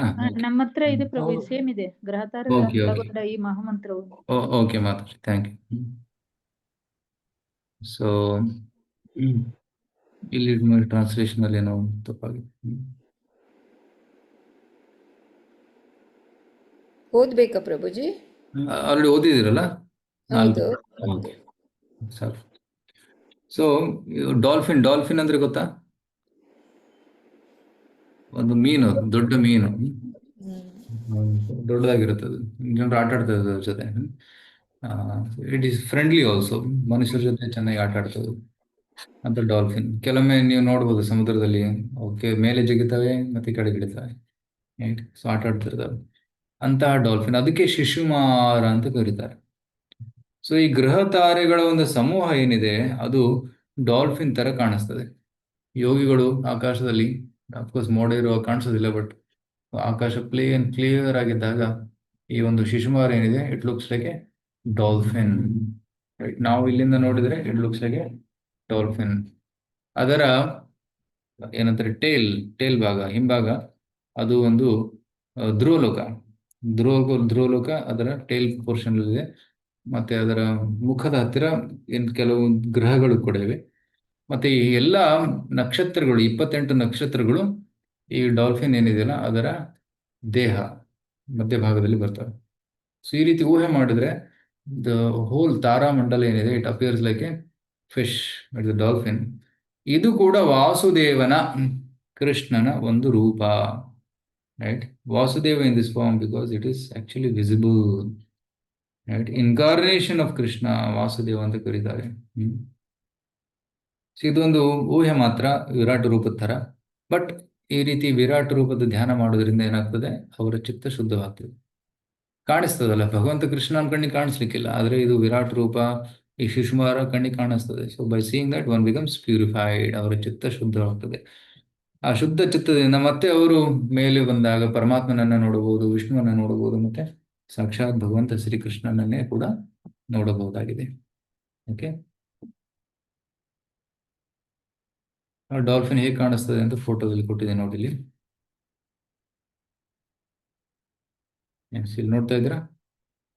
ಫೋಟೋಸ್ ಕ್ಲಿಯರ್ ಆಗಿಲ್ಲ, ಬಟ್ ಇಲ್ಲಿ ಮೇಲೆ ಧ್ರುವಲೋಕ, ಅದೆಲ್ಲ ನಕ್ಷತ್ರ ತಾರೆಗಳು ಧ್ರುವಲೋಕಕ್ಕೆ ಕನೆಕ್ಟ್ ಆಗಿವೆ.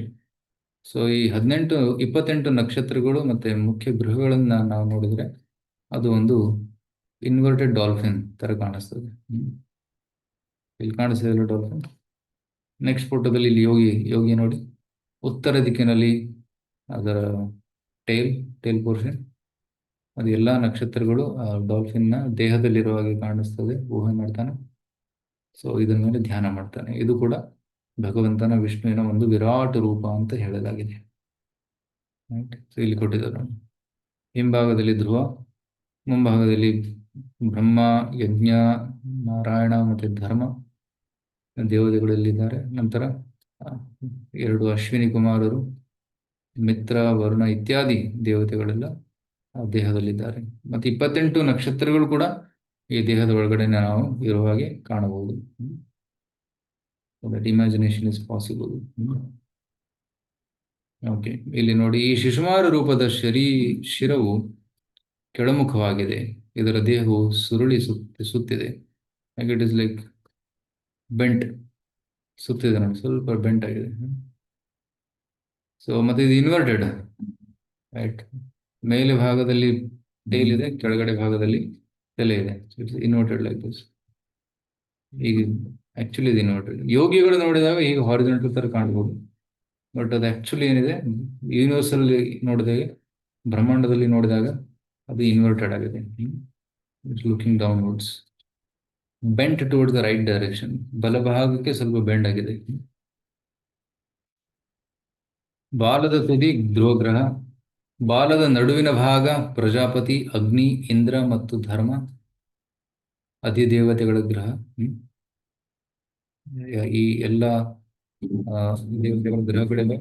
ಬಾಲದ ಬುಡ ಧಾತ ಮತ್ತು ವಿಧಾತ, ಸೊಂಟದ ಭಾಗ ವಶಿಷ್ಠ, ಅಂಗೀರ ಮುಂತಾದ ಸಪ್ತಋಷಿಗಳಿದ್ದಾರೆ. ಅದರ ಸುರುಳಿಯಾಕಾರದ ದೇಹದ ಬಲಭಾಗದಲ್ಲಿ ಅಭಿಜಿತ್ನಿಂದ ಪುನರ್ವಸುವಿನವರೆಗಿನ 14 ನಕ್ಷತ್ರಗಳಿವೆ. ರೈಟ್, ಅಭಿಜಿತ್ ನಕ್ಷತ್ರದಿಂದ ಪುನರ್ವಸು 14. ಅದರ ಸುರುಳಿಯಾಕಾರದ ದೇಹ ಭಾಗದ ಎಡಭಾಗದಲ್ಲಿ ಪುಷ್ಯದಿಂದ ಉತ್ತರಾಷಾಢದವರೆಗಿನ 14 ನಕ್ಷತ್ರಗಳಿವೆ. ಬೆನ್ನಿನಲ್ಲಿ ಅರವೀತ ಎಂಬ ನಕ್ಷತ್ರ ಗಣವಿದೆ. ನಂತರ ಅದರ ಉದರ ಭಾಗದ ಮೇಲೆ ಆಕಾಶಗಂಗೆ ಕ್ಷೀರಪಥ ಹರಿಯುತ್ತದೆ ಅಂತ ಇಲ್ಲಿ ಹೇಳಿದ್ದಾರೆ.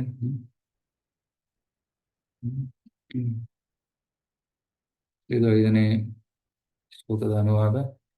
ಮತ್ತೆ ಯಾರಾದ್ರೂ ರೇಣುಕಾ ಮಾತಾಡಿ. ಹರೇ ಕೃಷ್ಣ ಗುರುಜಿ. ಈ ಶಿಶುಮಾರ ರೂಪದ ಶಿರವು ಕೆಳಮುಖವಾಗಿದೆ. ಇದರ ದೇಹವು ಸುರುಳಿಸುತ್ತಿದೆ. ಇದರ ಬಾಲದ ತುದಿಯಲ್ಲಿ ಧ್ರುವ ನಕ್ಷತ್ರವಿದೆ. ಬಾಲದ ನಡುವಿನ ಭಾಗದಲ್ಲಿ ಪ್ರಜಾಪತಿ, ಅಗ್ನಿ, ಇಂದ್ರ ಮತ್ತು ಧರ್ಮ ಈ ಅಧಿದೇವತೆಗಳ ಗ್ರಹಗಳಿವೆ. ಬಾಲದ ಬುಡದಲ್ಲಿ ದಾತ ಮತ್ತು ವಿಧಾತ ಎಂಬ ಅಧಿದೇವತೆಗಳ ಗ್ರಹಗಳಿವೆ. ಮಾರದ ಸೊಂಟದ ಭಾಗದಲ್ಲಿ ವಸಿಷ್ಠ, ಅಂಗೀರ ಮುಂತಾದ ಸಪ್ತರ್ಷಿಗಳಿದ್ದಾರೆ. ಸುರುಳಿಸುತ್ತಿರುವ ಶಿಶುಮಾರ ಚಕ್ರವು ಬಲಮುಖವಾಗಿ ತಿರುಗಿದೆ. ಇದರ ಬಲಭಾಗದಲ್ಲಿ ಅಭಿಜಿತ್ ನಿಂದ ಪುನರ್ವಸುವರೆಗಿನ 14 ನಕ್ಷತ್ರಗಳಿವೆ. ಎಡಭಾಗದಲ್ಲಿ ಪುಷ್ಯದಿಂದ ಉತ್ತರಾಷಾಢದವರೆಗಿನ 14 ನಕ್ಷತ್ರಗಳು. ಹೀಗೆ ಎರಡೂ ಪಕ್ಕಗಳಲ್ಲಿ ಸಮಸಂಖ್ಯೆಯ ನಕ್ಷತ್ರ ಗಣಗಳನ್ನು ಹೊಂದಿರುವುದರಿಂದ ಶಿಶುಮಾರದ ದೇಹವು ಸಮತೋಲನದಲ್ಲಿದೆ. ಶಿಶುಮಾರದ ಬೆನ್ನಿನಲ್ಲಿ ಅಜವೀತ್ ಎಂಬ ನಕ್ಷತ್ರ ಗಣವಿದೆ ಮತ್ತು ಅದರ ಉದರ ಭಾಗದ ಮೇಲೆ ಆಕಾಶಗಂಗೆ ಕ್ಷೀರಪಥ ಹರಿಯುತ್ತದೆ. ಹರೇ ಕೃಷ್ಣ. ಮಧ್ಯದಲ್ಲಿ ಗಂಗಾ ನದಿ ಹರಿತಾಳೆ. ಸೊ ಈ ರೀತಿ ಶಿಶುಮಾರವನ್ನ ನಾವು ಧ್ಯಾನ ಮಾಡಬಹುದು. ನೆಕ್ಸ್ಟ್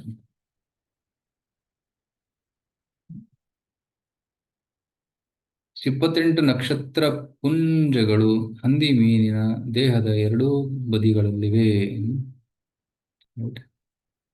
ಇಲ್ಲಿ ವರ್ಣನೆ ಮಾಡಿದ್ದಾನೆ. ಬಾಲ ಮತ್ತು ಎಡ ನಿತಂಬಗಳ ಮೇಲೆ ಪುನರ್ವಸು ಮತ್ತು ಪುಷ್ಯ ನಕ್ಷತ್ರಗಳಿವೆ. ಬಾಲ ಮತ್ತು ಎಡ ಪಾದದ ಮೇಲೆ ಆರ್ದ್ರ ಮತ್ತು ಆಶ್ಲೇಷ ನಕ್ಷತ್ರಗಳಿವೆ. ಬಲ ಮತ್ತು ಎಡ ಮೂಗಿನ ಹೊಳ್ಳೆಗಳ ಮೇಲೆ ಅಭಿಜಿತ ಮತ್ತು ಉತ್ತರಾಷಾಢ ನಕ್ಷತ್ರಗಳಿವೆ. ಬಲ ಮತ್ತು ಎರಡು ಕಣ್ಣುಗಳ ಮೇಲೆ ಶ್ರವಣ ಮತ್ತು ಪೂರ್ವಾಷಾಢ ನಕ್ಷತ್ರಗಳಿವೆ. ಬಲ ಮತ್ತು ಎರಡು ಕಿವಿಗಳ ಮೇಲೆ ಧನಿಷ್ಠ ಹಾಗೂ ಮೂಲ ನಕ್ಷತ್ರಗಳಿವೆ. ಇದರ ಎಡಭಾಗದ ಪಕ್ಕೆಲುಬುಗಳ ಮೇಲೆ ದಕ್ಷಿಣ ಪಥ ಸೂಚಕಗಳಾದ ಮಘಾದಿಂದ ಅನುರಾಧಾವರೆಗಿನ 8 ನಕ್ಷತ್ರಗಳಿವೆ.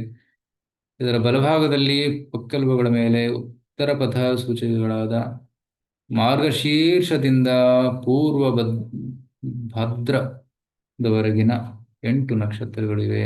ಇದರ ಬಲ ಮತ್ತು ಎಡು ಭುಜಗಳ ಮೇಲೆ ಶತಭೀಷ ಮತ್ತು ಜ್ಯೇಷ್ಠ ನಕ್ಷತ್ರಗಳಿವೆ. ಈ ರೀತಿ 6ನೇ ಶ್ಲೋಕದಲ್ಲಿ ಎಲ್ಲ ನಕ್ಷತ್ರಗಳ ಸ್ಥಾನವನ್ನು ಕೂಡ ಕೊಟ್ಟಿದ್ದಾರೆ. ಇಷ್ಟೆಲ್ಲ ಡೀಟೇಲ್ ಆಗಿ ಭಗವಂತನ ವರ್ಣನೆ ಮಾಡಿದ್ದಾರೆ. ಯಾಕಂದ್ರೆ ಇದು ಕೂಡ ಒಂದು ಧಾರಣಾಶ್ರಯ. ಇಂತಹ ರೂಪದ ಮೇಲೆ ಧ್ಯಾನ ಮಾಡುವುದರಿಂದ ನಮ್ಮ ಚಿತ್ತ ಕೂಡ ಶುದ್ಧವಾಗ್ತದೆ. ಅದಕ್ಕೋಸ್ಕರ ಕೊಟ್ಟಿದ್ದಾರೆ.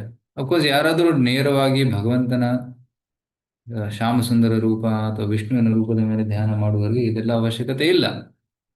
ಯಾರ ಮನಸ್ಸು ಆಲ್ರೆಡಿ ಶ್ಯಾಮಸುಂದರ ಕೃಷ್ಣನ ಮೇಲೆ ನೆಲೆಸಿದೆ ಅವರಿಗೆ ಈ ವಿರಾಟ್ ರೂಪದ ಧ್ಯಾನ ಮಾಡುವ ಅವಶ್ಯಕತೆ ಇಲ್ಲ. ಆದರೂ ಕೂಡ ಈ ವಿಷಯವನ್ನ ಭಾಗವತದಲ್ಲಿ ಕೊಟ್ಟಿದ್ದಾರೆ. ಯಾಕಂದ್ರೆ ಪರೀಕ್ಷಿತ್ ಮಹಾರಾಜರು ಭಾಗವತವನ್ನು ಕೇಳುವಾಗ ಆ ಸಭೆಯಲ್ಲಿ ಹಲವಾರು ಯೋಗಿಗಳು ಕೂಡ ಇದ್ರು. ಸೊ ಅವರಿಗೋಸ್ಕರ ಶುಕದೇವ ಗೋಸ್ವಾಮಿಯವರು ಕೆಲವೊಮ್ಮೆ ಈ ರೀತಿ ವಿರಾಟ್ ರೂಪದ ವರ್ಣನೆ ಮಾಡಿದ್ದಾರೆ. ಯಾಕಂದ್ರೆ ಅವರಿಗೆ ವಿರಾಟ್ ರೂಪದ ಮೇಲೆ ಧ್ಯಾನ ಮಾಡೋದು ತುಂಬಾ ಸರಳ, ಅವರ ಧಾರಣಾಶ್ರಯ. ಅದಕ್ಕೋಸ್ಕರ ಅವರು ಶುಕದೇವ ಗೋಸ್ವಾಮಿ ವರ್ಣನೆ ಮಾಡಿದ್ದಾರೆ. ಬಟ್ ಯಾರು ಕೃಷ್ಣ ಶ್ಯಾಮಸುಂದರನ ರೂಪದ ಮೇಲೆ ಆಕರ್ಷಣೆಯನ್ನು ಹೊಂದಿದ್ದಾರೆ ಅವರು ಇದನ್ನ ಮಾಡುವ ಅವಶ್ಯಕತೆ ಇಲ್ಲ. ಬಟ್ ತಿಳ್ಕೊಳ್ಳೋದು ಒಳ್ಳೆಯದು. At least we can know. Okay. Already ಇದರ ಅನುವಾದ ಓದಿದ್ದೀವಿ. 7ನೇ ಶ್ಲೋಕ ನೋಡಿ ಈಗ. ಓಕೆ. ಮಂದೆ ಮೀನಿನ ದೇಹದ ವಿವಿಧ ಭಾಗಗಳಲ್ಲಿರುವ ಆಕಾಶಕಾಯಗಳು, luminaries. ಸೊ ಯಾವ ಭಾಗದಲ್ಲಿ ಯಾವ ಒಂದು ನಕ್ಷತ್ರವಿದೆ ಅದು, ಅಥವಾ ಯಾವ ಒಂದು ಗ್ರಹವಿದೆ, ಅದನ್ನೆಲ್ಲ ವರ್ಣಿಸುತ್ತಾರೆ. ರೈಟ್. ಗದ್ದದ ಮೇಲ್ಭಾಗ ಅಗಸ್ತಿ, ಗದ್ದದ ಕೆಳಭಾಗ ಯಮರಾಜ, ಬಾಯಿ ಅಂಗಾರಕ ಮಂಗಳ, ಜನನಾಂಗಗಳಲ್ಲಿ ಶನಿ, ಕತ್ತಿನ ಹಿಂಭಾಗ ಬೃಹಸ್ಪತಿ ಗುರು, ಎದೆಯ ಮೇಲೆ ಸೂರ್ಯ, ಹೃದಯಾಂತರಾಳದಲ್ಲಿ ನಾರಾಯಣ, ಮನಸ್ಸು ಆ ಒಂದು ಡಾಲ್ಫಿನ್ನ ಮನಸ್ಸಿನಲ್ಲಿ ಚಂದ್ರ, ಡಾಲ್ಫಿನ ನಾಭಿಯ ಮೇಲೆ ಶುಕ್ರ, ಡಾಲ್ಫಿನ್ನ ಸ್ತನಗಳ ಮೇಲೆ ಅಶ್ವಿನಿ ಕುಮಾರರು, ರೈಟ್. ಪ್ರಾಣವಾಯುವಿನಲ್ಲಿ ಬುಧ, ಕುತ್ತಿಗೆಯ ಮೇಲೆ ರಾಹು, ಇದರ ದೇಹದ ಎಲ್ಲೆಡೆ ಧೂಮಕೇತುಗಳು, ಕಾಮೆಟ್ಸ್, ರೋಮಕೂಪಗಳ ತುಂಬ ಅಸಂಖ್ಯಾತ ನಕ್ಷತ್ರಗಳು, ರೈಟ್. ಈ 28 ನಕ್ಷತ್ರಗಳ ಹೊರತಾಗಿ ಹಲವಾರು ತಾರೆಗಳಿವೆ. ತಾರಾಗಣಾ, ಸರ್ವೇ ತಾರಾಗಣಾ, ಹಲವಾರು ನಕ್ಷತ್ರಗಳಿವೆ. ಇವೆಲ್ಲವೂ ಶಿಶುಮಾರದ ದೇಹದ ಒಳಗಡೆನೆ ಕಾಣಿಸುತ್ತವೆ, right. So this is the imagination of the dolphins body.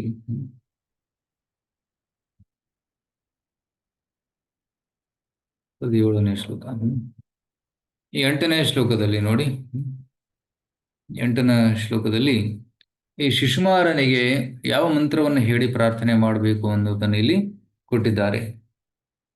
ಏತದ್ದು ಹೈವ ಭಗವತೋ ವಿಷ್ಣೋಃ ಸರ್ವ ದೇವತಾಮಯಂ ರೂಪಂ ಅಹರಹ ಸಂಧ್ಯಾಯಾಂ ಪ್ರಯತೋ ವಾಗ್ಯತೋ ನಿರೀಕ್ಷಮಾಣ ಉಪತಿಷ್ಠೇತ.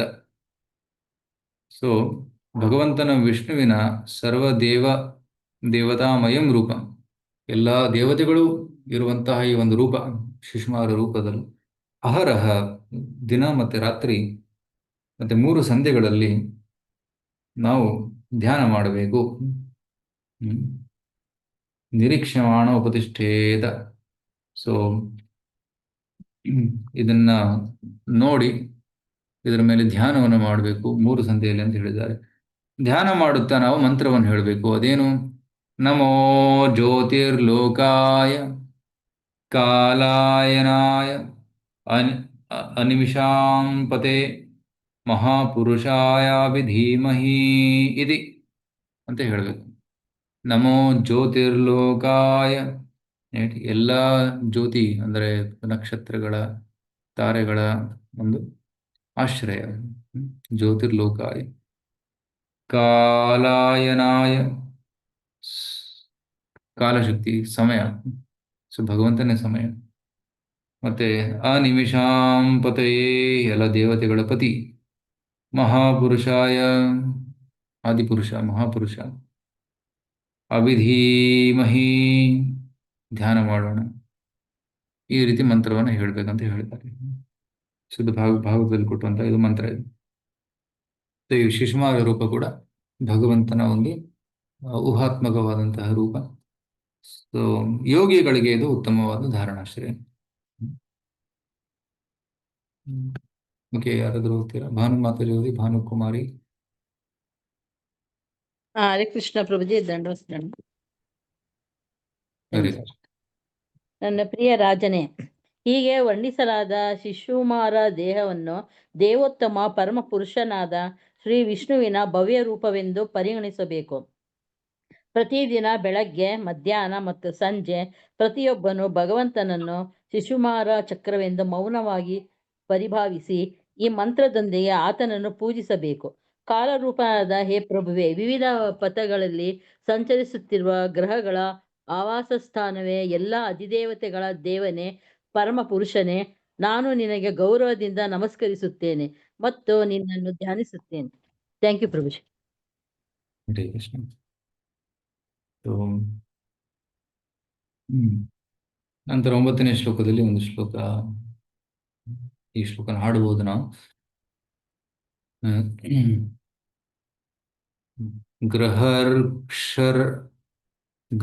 ಗೃಹರ್ಕ್ಷತಾರಾಮಯಂ ಅಧಿದೈವಕಂ ಪಾಪಾಪಹಂ ಮಂತ್ರಕೃತಾಂ ತ್ರಿಕಾಲಂ ನಮಸ್ಯತ ಸ್ಮರತೋ ವಾ ತ್ರಿಕಾಲಂ ನಶ್ಯೇತ ತತ್ಕಾಲಜಮಾಶು ಪಾಪಂ.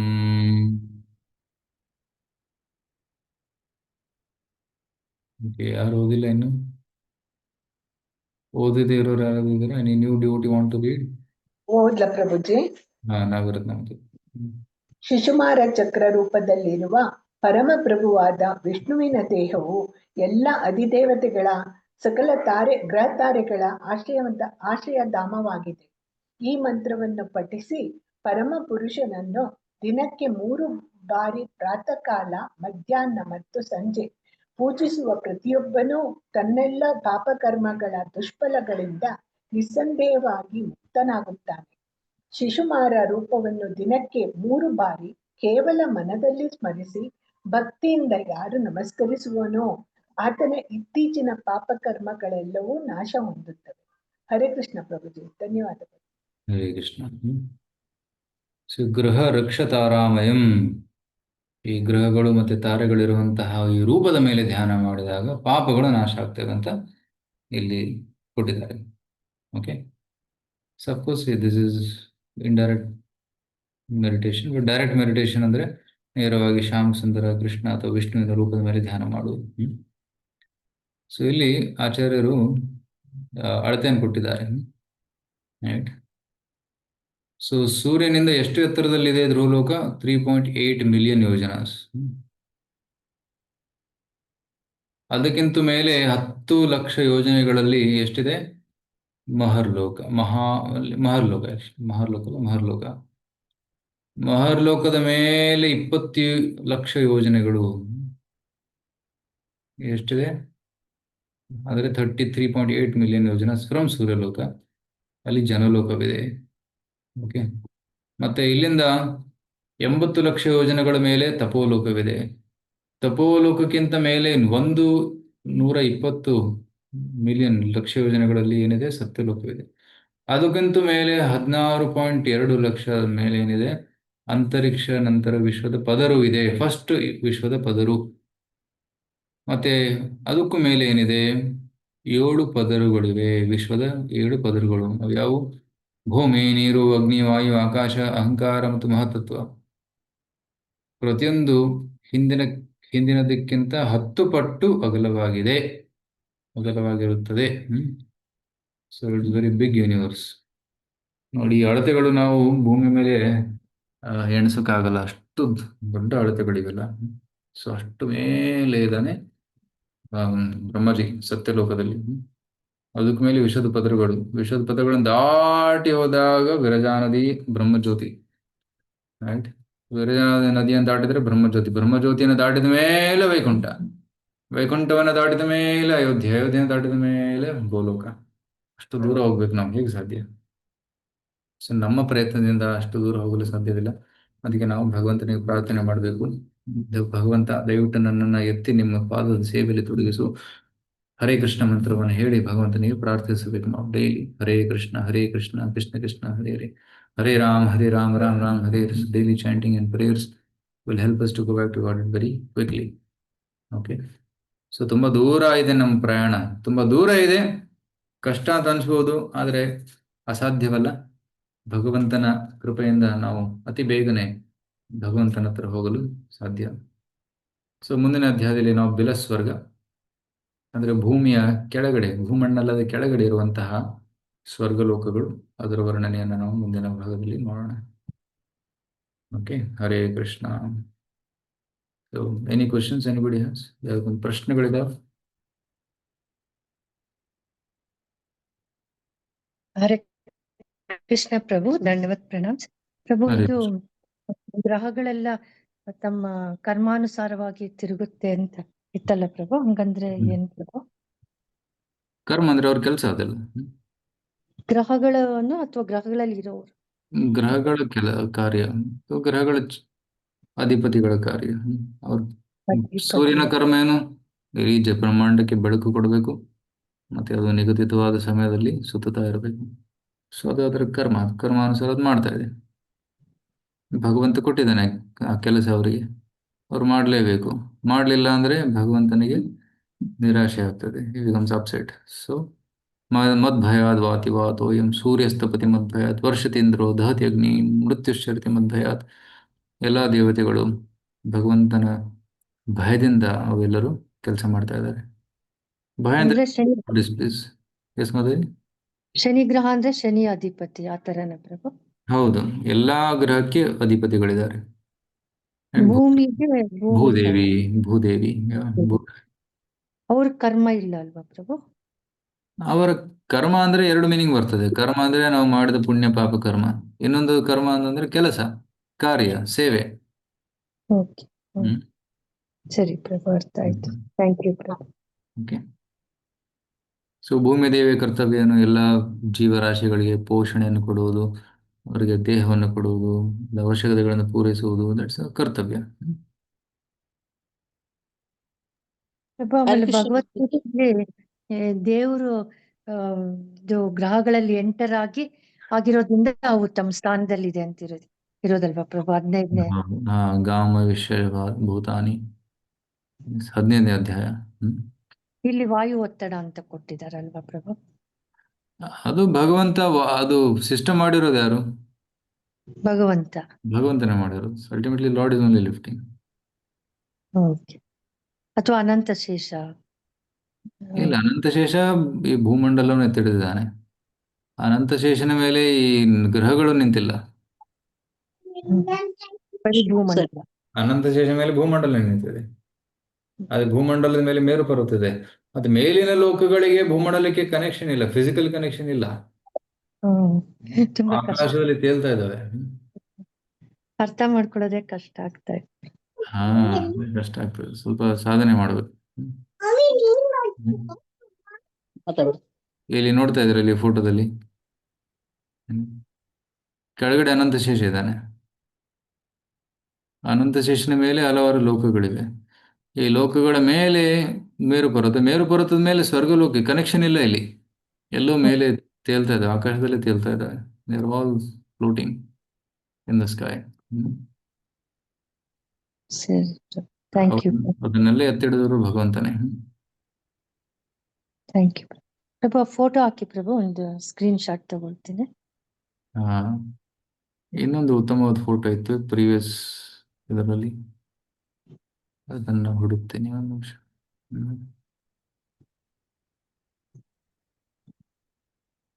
I think 18th chapter ಬಂದಿತ್ತಲ್ಲ.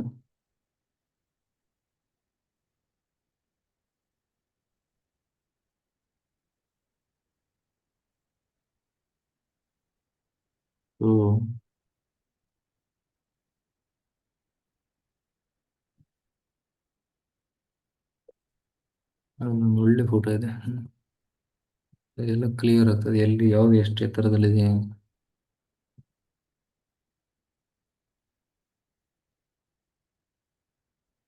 ಮತ್ತೆ ಬೇರೆ ಏನಾದ್ರು ಕ್ವಶನ್ ಇದೆಯಾ? ನಾನು ಜಸ್ಟ್ ಹುಡುಕ್ತಾ ಇದ್ದೇನೆ ಸ್ಲೈಡ್.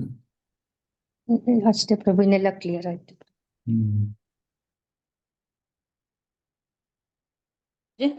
ಹರೇ ಕೃಷ್ಣ ಪ್ರಭುಜಿ. ಹರೇ ಕೃಷ್ಣ ಪ್ರಭುಜಿ. ಇವಾಗ ಕೃಷ್ಣ ಅಂತ ಹೇಳಿದ್ರೆ ನಾವು ಜೀವ ಹೋಗೋ ಸಮಯದಲ್ಲಿ ಗೋಲೋಕ ವೃಂದಾವನಿಗೆ ಹೋಗ್ತೀವಿ ಅಂತ ಹೇಳ್ತಾರೆ. ರಾಮ ಅಂದ್ರೆ ನನಗೆ ಗೊತ್ತೇ ಇಲ್ಲ, ಅಯೋಧ್ಯೆ ಇದೆ ಬ್ರಹ್ಮಜ್ಯೋತಿ ಮೇಲೆ ಅಂದ್ರೆ ಅಯೋಧ್ಯೆಗೆ ಹೋಗ್ತೀವ? ಹೌದು, ಯಾರು ರಾಮನ ಭಕ್ತರು ಇರ್ತಾರೆ ಅವರು ಅಯೋಧ್ಯೆಗೆ ಹೋಗ್ತಾರೆ.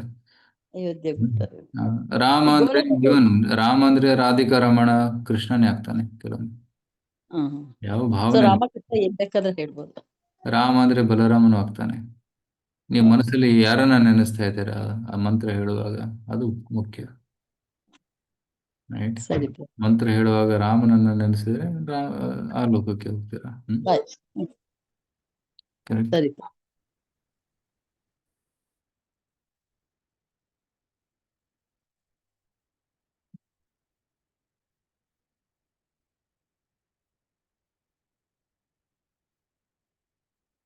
Any other questions?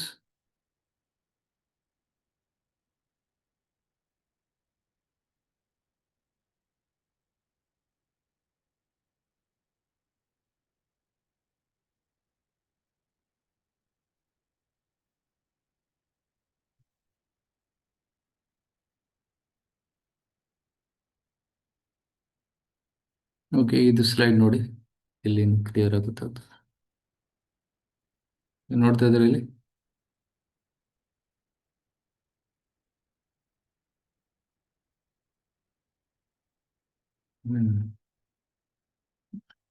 ಇದು ಬ್ರಹ್ಮಾಂಡದ ಅರ್ಧ ಭಾಗದಲ್ಲಿ ನೀರಿದೆ, ಅರ್ಧ ಭಾಗದಲ್ಲಿ ಮಾತ್ರ ಜೀವನವಿದೆ. ಸೊ ಇದು ಭೂಮಂಡಲದ ಮೇಲಿನ ನೋಟ. ಓಕೆ, ಸಪ್ತ ಸಾಗರಗಳು, ಸಪ್ತ ದ್ವೀಪಗಳು, ಮಧ್ಯದಲ್ಲಿ ಜಂಬೂದ್ವೀಪ, ಮೇರು ಪರ್ವತ. ಸೈಡಿಂದ ನೋಡಿದಾಗ ಈ ರೀತಿ ನೋಡಿ, ಕೆಳಗಡೆ ಅನಂತ ಶೇಷ ಸಹಸ್ರ ಶೀರ್ಷ, 1000 ಅಡಿಗಳಿರುವಂತಹ ಅನಂತ ಶೇಷನ ಮೇಲೆ ಭೂಮಂಡಲ ಇದೆ. ಭೂಮಂಡಲದ ಭಾಗವೇ ಪಾತಾಲ, ರಸಾತಲ, ಮಹಾತಲ, ತಲಾತಲ, ಸುತಲ, ವಿತಲ, ತಲ, ಪ್ರತಿಯೊಂದು 10,000 ಯೋಜನೆಗಳು. ಅದರ ಮೇಲೆ ಇದೆ ಭೂಮಂಡಲ. ಭೂಮಂಡಲ ಎಷ್ಟು ಯೋಜನೆಗಳು? 26,000 ಯೋಜನೆಗಳು. ಓಕೆ, ಅದರ ಮೇಲೆ ಯಕ್ಷ ರಾಕ್ಷಸರ ಒಂದು ನಿಲಯ. ಓಕೆ, ಅದರ ಮೇಲೆ ಸಿದ್ಧ ವಿದ್ಯಾಧರ ಚಾರಣರ ನಿಲಯ. ಅದರ ಮೇಲೆ ಸೂರ್ಯಗ್ರಹ, ಸೂರ್ಯನ ಚಲನೆ ಇಲ್ಲಾಗ್ತದೆ, ನೋಡ್ತಾ ಇದ್ದೀರಾ? ನಾವು ನೋಡ್ತಾ ಇದ್ದೀವಿ. ಇಲ್ಲಿ ಸೂರ್ಯನ ಚಲನೆ, ವ್ಯಾಸದೇವರು ಸೂರ್ಯ ಇಲ್ಲಿದ್ದಾನೆ. ಅದರ ಮೇಲೆ ಚಂದ್ರನ ಒಂದು ಲೋಕ, ಅದರ ಮೇಲೆ 28 ನಕ್ಷತ್ರಗಳು, ಅದರ ಮೇಲೆ ಇಲ್ಲಿ ನೋಡಿ ವೀನಸ್, ಮೆರ್ಕುರಿ, ಮಾರ್ಸ್, ವೀನಸ್ ಅಂದ್ರೆ Shukra, Budha, Mercury, Mars, Mangala, Jupiter, Guru, Saturn, Shani. ಅದರ ಮೇಲೆ ಸಪ್ತರ್ಷಿಗಳು, ಅದರ ಮೇಲೆ ಧ್ರುವಲೋಕ, ಧ್ರುವಲೋಕದ ಮೇಲೆ ಮಹರ್ಲೋಕ.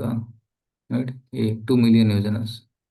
ಓಕೆ, ಲಕ್ಷ ಅಲ್ಲ, 20 ಮಿಲಿಯನ್ ಯೋಜನಸ್. 2 ಕೋಟಿ ಯೋಜನೆಗಳು. ಅಬ್ಬಬ್ಬಾ, ವೆರಿ ಲಾಂಗ್ ಡಿಸ್ಟೆನ್ಸ್. ಸೊ ಧ್ರುವದ ಮೇಲೆ 1 ಕೋಟಿ ಯೋಜನೆ ಮಹರ್ಲೋಕ, ಅದರ ಮೇಲೆ 22 ಕೋಟಿ ಯೋಜನೆ ಜನಲೋಕ, ಅದರ ಮೇಲೆ 8 ಕೋಟಿ ಯೋಜನೆ ತಪಲೋಕ, ಅದರ ಮೇಲೆ 12 ಕೋಟಿ ಯೋಜನೆಗಳು ಸತ್ಯಲೋಕ. ಅರ್ಥಾಗ್ತದೆ? ಅರ್ಥ ಆಗ್ತಾ ಇದೆ. ಸೊ ಈ ಅಷ್ಟಾಂಗ ಯೋಗಿಗಳು ಇದೆಲ್ಲ ಒಂದೊಂದೇ ದಾಟ್ಕೊಂಡು ಹೋಗ್ಬೇಕಲ್ವಾ ಪ್ರಭು? ಎಸ್, ಕ್ರಮ ಮುಕ್ತಿ ಪಥವನ್ನು ಹೋಗುವವರು ಒಂದೊಂದು ಲೋಕದ ಮೇಲೆ ಮೇಲೆ ಮೇಲೆ ಹೋಗ್ತಾ ಸತ್ಯಲೋಕ ಹೋಗ್ತಾರೆ. ಸತ್ಯಲೋಕದಿಂದ ಬ್ರಹ್ಮನ ಜೊತೆ ಅವರು ಮುಕ್ತಿ ಪಡಿತಾರೆ. ಸೊ ವ್ಯಾಸದೇವರಿಗೆ ಇದೆಲ್ಲ ಬಂದಿದೆ ಜ್ಞಾನ ಅಲ್ವಾ ಪ್ರಭು? ವ್ಯಾಸದೇವರು ಸಾಕ್ಷಾತ್ ಭಗವಂತನೇ, ಅವರೆಲ್ಲ ಗೊತ್ತು. ಪ್ರಭು, ನೀವು ಒಂದ್ಸತಿ ಹೇಳಿದ್ರೆ ಇಟ್ ಈಸ್ ಎ ಪೋಸ್ಟ್ ಅಂತ ಹೇಳಿದ್ರಲ್ವಾ ಪ್ರಭು? ಇಲ್ಲ, Vyasadev right no Vyasadev is Krishna Dvaipayana Vyasa, ಸಾಕ್ಷಾತ್ ಭಗವಂತನೇ. ಇಲ್ದೇ ಇದ್ರೆ ಅವ್ರ ಪೋಸ್ಟ್ ಪ್ರಭು? ಇಲ್ಲಾಂದ್ರೆ ಬೇರೆ ಅವತಾರ, ಶಕ್ತಾವೇಶ ಅವತಾರ ಬರ್ತಾರೆ ಅವರು, ಅದನ್ನ ವೇದಗಳನ್ನು ಕೊಡ್ತಾರೆ. ಬಟ್ ಈಗ ಕಲಿಯುಗದಲ್ಲಿ ಬಂದಿರುವಂತಹ ವ್ಯಾಸರು ಸಾಕ್ಷಾತ್ ಭಗವಂತನ ಅವತಾರ. Thank you Prabhu. Okay, Hare Krishna. Thank you so much Prabhu. ದಂಡವತ್ ಪ್ರಣಾಮ್ಸ್. ಸೊ ಈಗ ಒಂದು ಶ್ಲೋಕ ಭಾಗವತದಿಂದ ಓದೋಣ, ಕೃಷ್ಣನ ಕುರಿತಾಗಿ.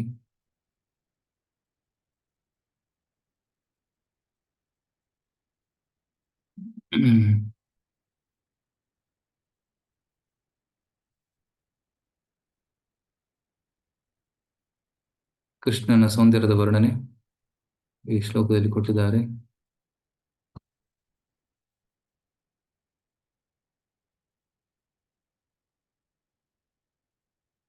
ಹ್ಮ್ 21ನೇ ಅಧ್ಯಾಯ, ಕುಬಿಸ್ ಗ್ಲೋರಿಫೈಡ್ ಕೃಷ್ಣಸ್ ಫ್ಲೂಟ್ ಸಾಂಗ್. ಕೃಷ್ಣನ ವೇಣುಗೀತೆಯನ್ನ ಹೊಗಳ್ತಾ ಇದ್ದಾರೆ. ಈ ಅಧ್ಯಾಯದಲ್ಲಿ ವೇಣುಗೀತೆ ಬರ್ತದೆ. ಅದಕ್ಕೂ ಮುಂಚೆ ಕೃಷ್ಣನ ಸೌಂದರ್ಯವನ್ನ, ಕೃಷ್ಣ ಕಾಡಿನಲ್ಲಿ ನಡ್ಕೊಂಡು ಬರ್ತಾ ಇರುವಾಗ ಅವನ ಸೌಂದರ್ಯವನ್ನು ವರ್ಣನೆ ಮಾಡ್ತಿದ್ದಾರೆ. The Vrindavan forest was filled with transparent autumnal waters and cooled by breezes perfumed with the fragrance of the lotus flowers growing in the clear lakes. So ವೃಂದಾವನದ ಪರಿಸರ ಎಷ್ಟು ಮಧುರವಾಗಿತ್ತಂದ್ರೆ, ಅಲ್ಲಿ ಹತ್ತಿರದ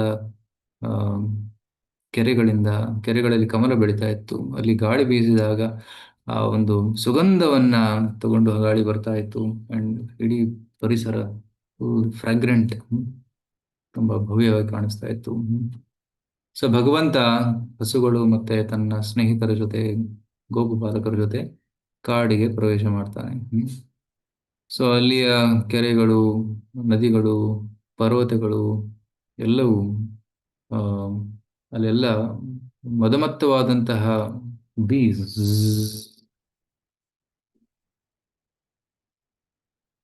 ಅವೆಲ್ಲವೂ ಹಾಡ್ತಾ ಇದ್ವಂತೆ. ಮಧುಮಕ್ಕಿ, ಜೇನುನೊಣ, and flocks of birds moving about the flowering trees. And ಪಕ್ಷಿಗಳೆಲ್ಲ ಒಂದು ಮರದಿಂದ ಇನ್ನೊಂದು ಮರಕ್ಕೆ ಹಾರ್ತಾ ಇದ್ವು. ಸೊ ಕೃಷ್ಣ ತನ್ನ ಸ್ನೇಹಿತರ ಜೊತೆ, ಬಲರಾಮನ ಜೊತೆ ಅರಣ್ಯವನ್ನು ಪ್ರವೇಶ ಮಾಡ್ತಾನೆ. ಪ್ರವೇಶ ಮಾಡಿದಾಗ ವೇಣುಂ ಚುಕೂಜ, ವೇಣುನಾದವನ್ನು ನುಡಿಸ್ತಾನೆ. ತದ್ ವ್ರಜಸ್ತ್ರೀಯ ಅಶ್ರುತ್ಯ ವೇಣುಗೀತಂ ಸ್ಮರೋದಯಂ ಕಾಶ್ಚಿತ್ ಪರೋಕ್ಷಂ ಕೃಷ್ಣಸ್ಯ ಸ್ವಸಖೀಭ್ಯೋ ಅನ್ಯವರ್ಣಯನ್.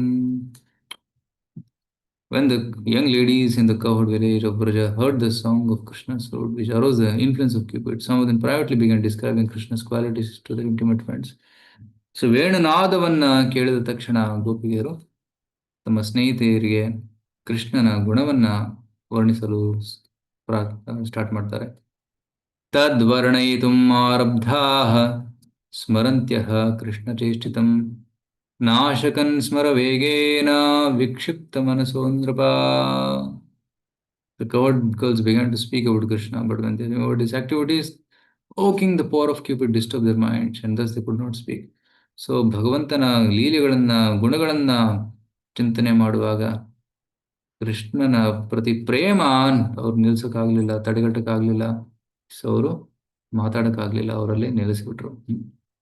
ಸೊ ನಂತರ ಕೃಷ್ಣನ ಅದ್ಭುತ ಸೌಂದರ್ಯವನ್ನು ವರ್ಣಿಸಿದ್ದಾರೆ. ಈ ಒಂದು ಶ್ಲೋಕವನ್ನು ನಾನು ನಿಮಗೆ ಹೇಳ್ಕೊಡ್ತೀನಿ ಇವತ್ತು. ದಯವಿಟ್ಟು ಎಲ್ಲರೂ ನನ್ನಿಂದ ಹೇಳಿ. ಬರ್ಹಾಪೀಡಂ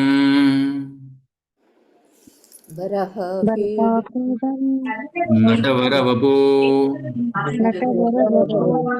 ಕರ್ಣಯೋಃ ಕರ್ಣಿಕಾರಂ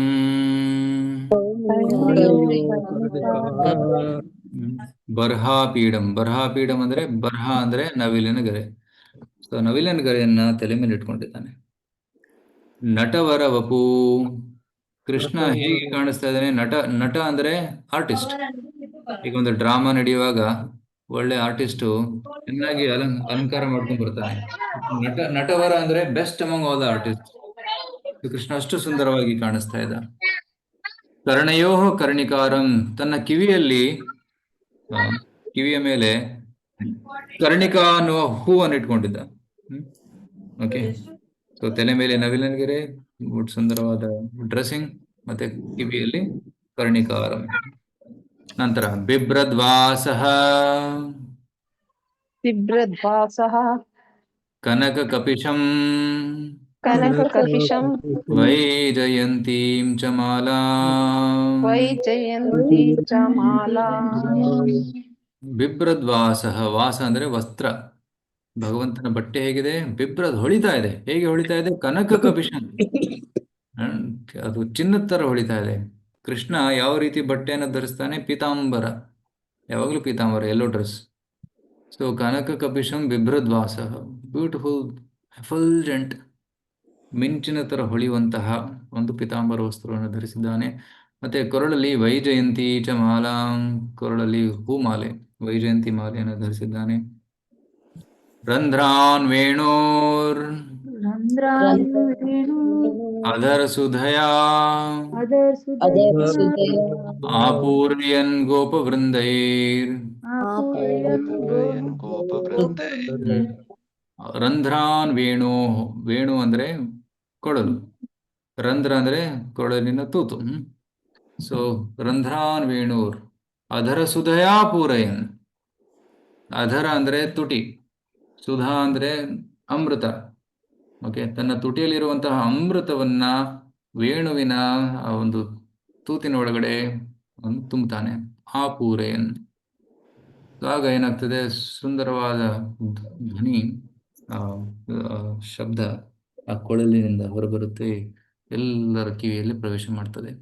ಸೊ ರಂಧ್ರಾನ್ ವೇಣುರದರಸುದಯ ಪೂರಯನ್ ಗೋಪವೃಂದೈ ವೃಂದಾರಣ್ಯಂ ಹೇಳಿ ವೃಂದಾರಣ್ಯಂ ವೃಂದಾವನಂ ಸ್ವಪದರಮಣಂ ಸ್ವಪದರಮಣ ಪ್ರಾವಿಶದ್ ಪ್ರಾವಿಶತ್ ಗೀತಕೀರ್ತಿ.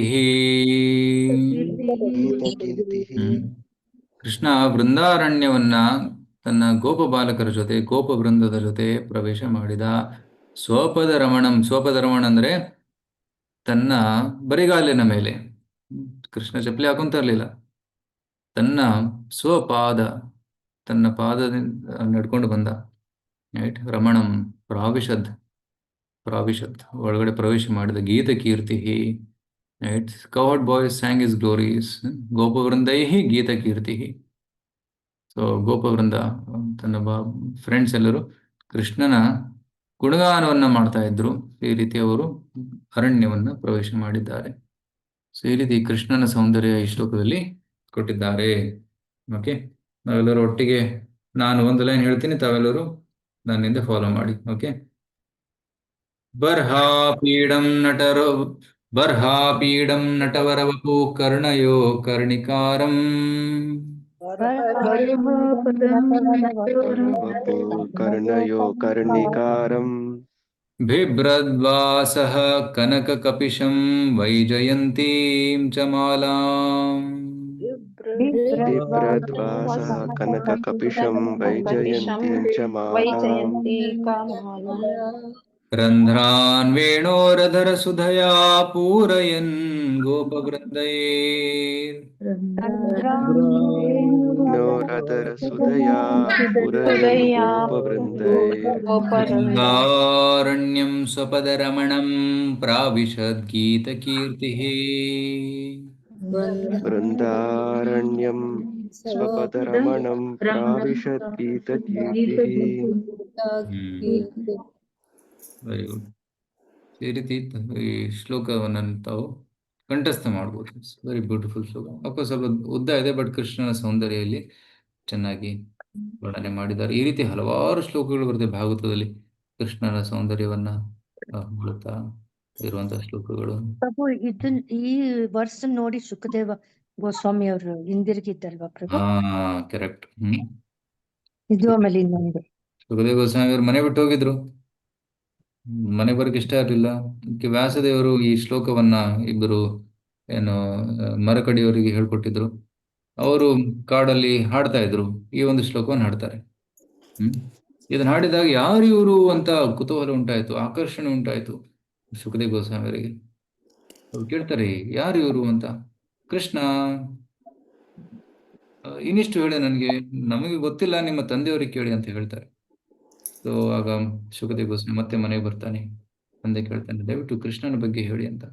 ಆಗ ವ್ಯಾಸದೇವರು ಇಡೀ ಭಾಗವತವನ್ನ ಶುಕಂ ಅಧ್ಯಾಪಯಂ ಆಸ, ಈ ಭಾಗವತವನ್ನ ಶುಕನಿಗೆ ಹೇಳಿದರು. ಸುಖದೇವ ಗೋಸ್ವಾಮಿ ಇದನ್ನ ಪರೀಕ್ಷಿತರಿಗೆ ಹೇಳಿದರು. ಅದಕ್ಕೆ ತುಂಬಾ ಇಂಪಾರ್ಟೆಂಟ್ ಶ್ಲೋಕ. ಸೊ ಯಾವಾಗ ನಾವು ಕೃಷ್ಣನ ಸೌಂದರ್ಯಕ್ಕೆ ಆಕರ್ಷಿತರಾಗ್ತೀವಿ, ದಟ್ ಈಸ್ ರಿಯಲ್ ಅಟ್ರಾಕ್ಷನ್. ನೋಡ್ತಾನೆ ಇರಬೇಕು ಅಂತ ಅನ್ಸ್ಬೇಕು, ಅಂತಹ ಒಂದು ಅಟ್ರಾಕ್ಷನ್ ಬೆಳಿಬೇಕು ಕೃಷ್ಣನ ರೂಪಕ್ಕೆ. That is higher taste. Okay Prabhu, ಇನ್ನೊಂದು ಡೌಟ್ ಪ್ರಭು, ವೈಜಯಂತಿ ಅಲ್ಲಿ ಯಾವ್ಯಾವ ಫ್ಲವರ್ಸ್ ಇರುತ್ತೆ ಪ್ರಭು? ವೈಜಯಂತಿ ಚಮಾಲಮಲ್ಲಿ ನಾಟ್ ಡಿಸ್ಕ್ರೈಬ್ಡ್. ಕಾಡಿನ ಹೂಗಳು ಅಂತಾರಲ್ವಾ? ಏನ್ ಮಾತಾಡಿ? ಕಾಡಿನ ಹೂಗಳನ್ನೆಲ್ಲ ಸೇರಿಸಿ ಮಾಲೆ ಮಾಡಿರ್ತಾರೆ. ಕಾಡಿನ ಹೂ 5 ಪ್ರಕಾರದ ಹೂ ಅಂತ ಹೇಳ್ತಾರೆ, but I am not clear ಯಾವ ಯಾವ ಹೂ ಅಂತ ನಾನು ಐಡಿಯಾ ಇಲ್ಲ. ವೈಜಯಂತಿ ಅಂದ್ರೆ ಫಾರೆಸ್ಟ್ ಫ್ಲವರ್ಸ್. ಪ್ರಭು, ಈ ದಾಸವಾಳದ ಹೂವು ದೇವ್ರಿಗೆ ಇಡ್ಬೋದಾ ಇಡಬಾರ್ದ? ಅದರಲ್ಲಿ ಸುಗಂಧವಿಲ್ಲ, ಅದಕ್ಕೆ ಅದನ್ನ ಸಾಮಾನ್ಯವಾಗಿ ಇಡೋದಿಲ್ಲ. ಡೆಕೋರೇಷನ್ ತಡೆ ಇಟ್ಕೋಬಹುದು ಸೈಡ್ ಅಲ್ಲಿ, ಬಟ್ ಭಗವಂತನ ಅರ್ಪಣೆ ಮಾಡಬಾರ್ದು. ಓಕೆ. ಪ್ರಭುಜಿ, ಬಟ್ ನೋಡಕ್ ಚೆನ್ನಾಗಿರ್ತಾವಲ್ಲ ಪ್ರಭು? ಚೆನ್ನಾಗಿದೆ, ಬಟ್ ಭಗವಂತ ಅದ್ರಲ್ಲಿ ಸುಗಂಧ ಇಲ್ಲ ಅಲ್ಲ, ಅದಕ್ಕೆ ನಿರ್ಗಂಧ ಕುಸುಮ ಅದು. ಸುಗಂಧ ಇಲ್ಲ, ಅದಕ್ಕೆ ಅದನ್ನ ಅರ್ಪಣೆ ಮಾಡೋದಿಲ್ಲ. ಪ್ರಭುಜಿ, Yes, ಶ್ಲೋಕ ಯಾವ ಅಧ್ಯಾಯ ಮತ್ತೆ ಎಷ್ಟನೇದು? ಏನು? ಈ ಶ್ಲೋಕ ಈಗ ಹೇಳಿಕೊಟ್ರಲ್ಲ, ಇದು ಯಾವ ಅಧ್ಯಾಯ ಮತ್ತೆ ಎಷ್ಟನೇ? 10ನೇ ಸ್ಕಂದ, ದಶಮ ಸ್ಕಂದ 21ನೇ ಅಧ್ಯಾಯ. 10:21:5. 10:21:5.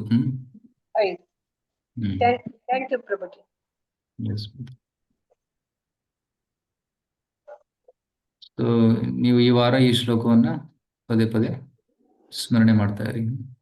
ಇದರ ಅರ್ಥವನ್ನ ಇನ್ನಷ್ಟು ಚೆನ್ನಾಗಿ ಅರ್ಥ ಮಾಡ್ಕೊಳ್ಳೋದಕ್ಕೆ ಪ್ರಯತ್ನ ಪಡಿ. ಓಕೆ. ಎಸ್. ಮತ್ತೆ ಇನ್ನೊಂದು ವಿಷಯ, ತಾವು ಯಾರ್ಯಾರು ಮಹಾವತಾರ ನರಸಿಂಹ ನೋಡಿದ್ದೀರಾ? ನೋಡಿದ್ದೇನೆ ಟ್ರೈಲರ್ ನೋಡಿದ್ವಿ, ಟ್ರೈಲರ್ ನೋಡಿದ್ದೀನಿ ಪ್ರಭು, ನಾನು ಫುಲ್ ನೋಡಿದ್ದೀನಿ. ಹಾ, ಹೇಗಿತ್ತು? ತುಂಬಾ ಚೆನ್ನಾಗಿತ್ತು ಪ್ರಭು, ತುಂಬಾ ಚೆನ್ನಾಗಿ. ತುಂಬಾ ಚೆನ್ನಾಗಿತ್ತು. Right. So very very nicely made. ನಮ್ಮ ಭಕ್ತರೆಲ್ಲರೂ ಹೋಗಿದ್ರು. ನಾವು ನಿನ್ನೆ ಹೋಗೋ ಅವಕಾಶ ಸಿಕ್ತು.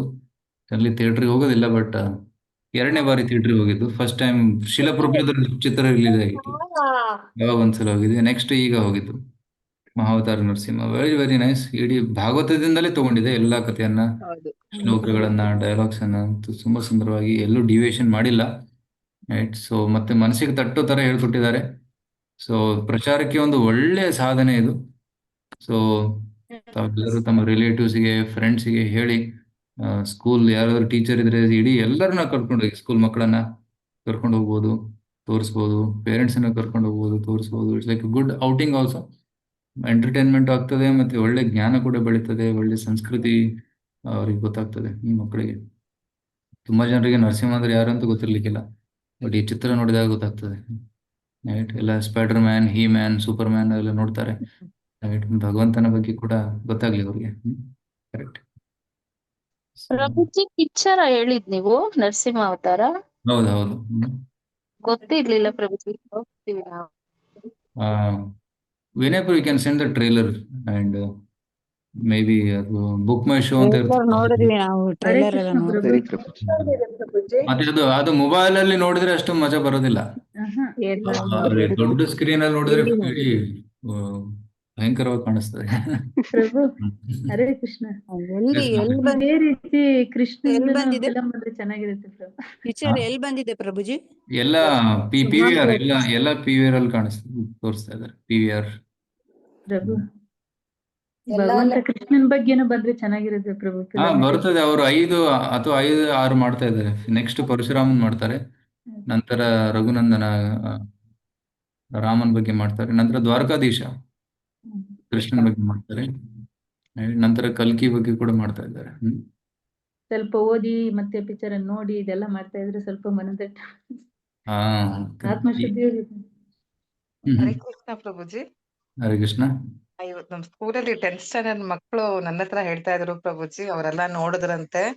ಮತ್ತೆ ಅದು ಎಷ್ಟು ಅವ್ರಿಗೆ ರೀಚ್ ಆಗಿದೆ ಅಂದ್ರೆ ನನ್ನ ಹತ್ರ ಹೇಳ್ತಿದ್ದಾರೆ, ಅದೇ ಈ ದೇಹ ಸತ್ರು ಆತ್ಮಕ್ಕೆ ಸಾವಿಲ್ಲ ಅಂತೆಲ್ಲ ಹೇಳ್ತಾರೆ ಅಂತ ಹೇಳಿದ್ರು.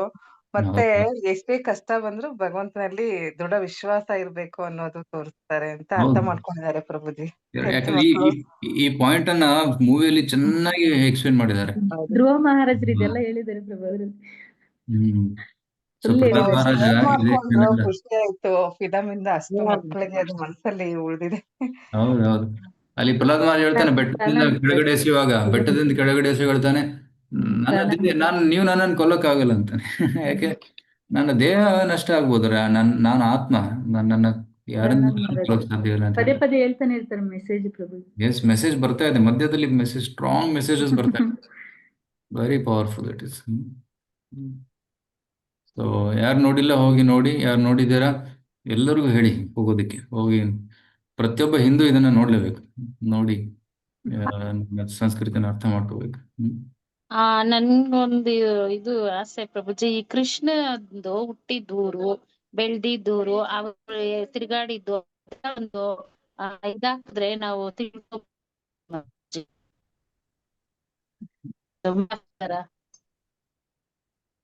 ನೀವು ವೃಂದಾವನದ ಬಗ್ಗೆ ತಿಳ್ಕೊಬೇಕಂತ ಇಷ್ಟಪಡ್ತಾ ಇದ್ದೀರಾ?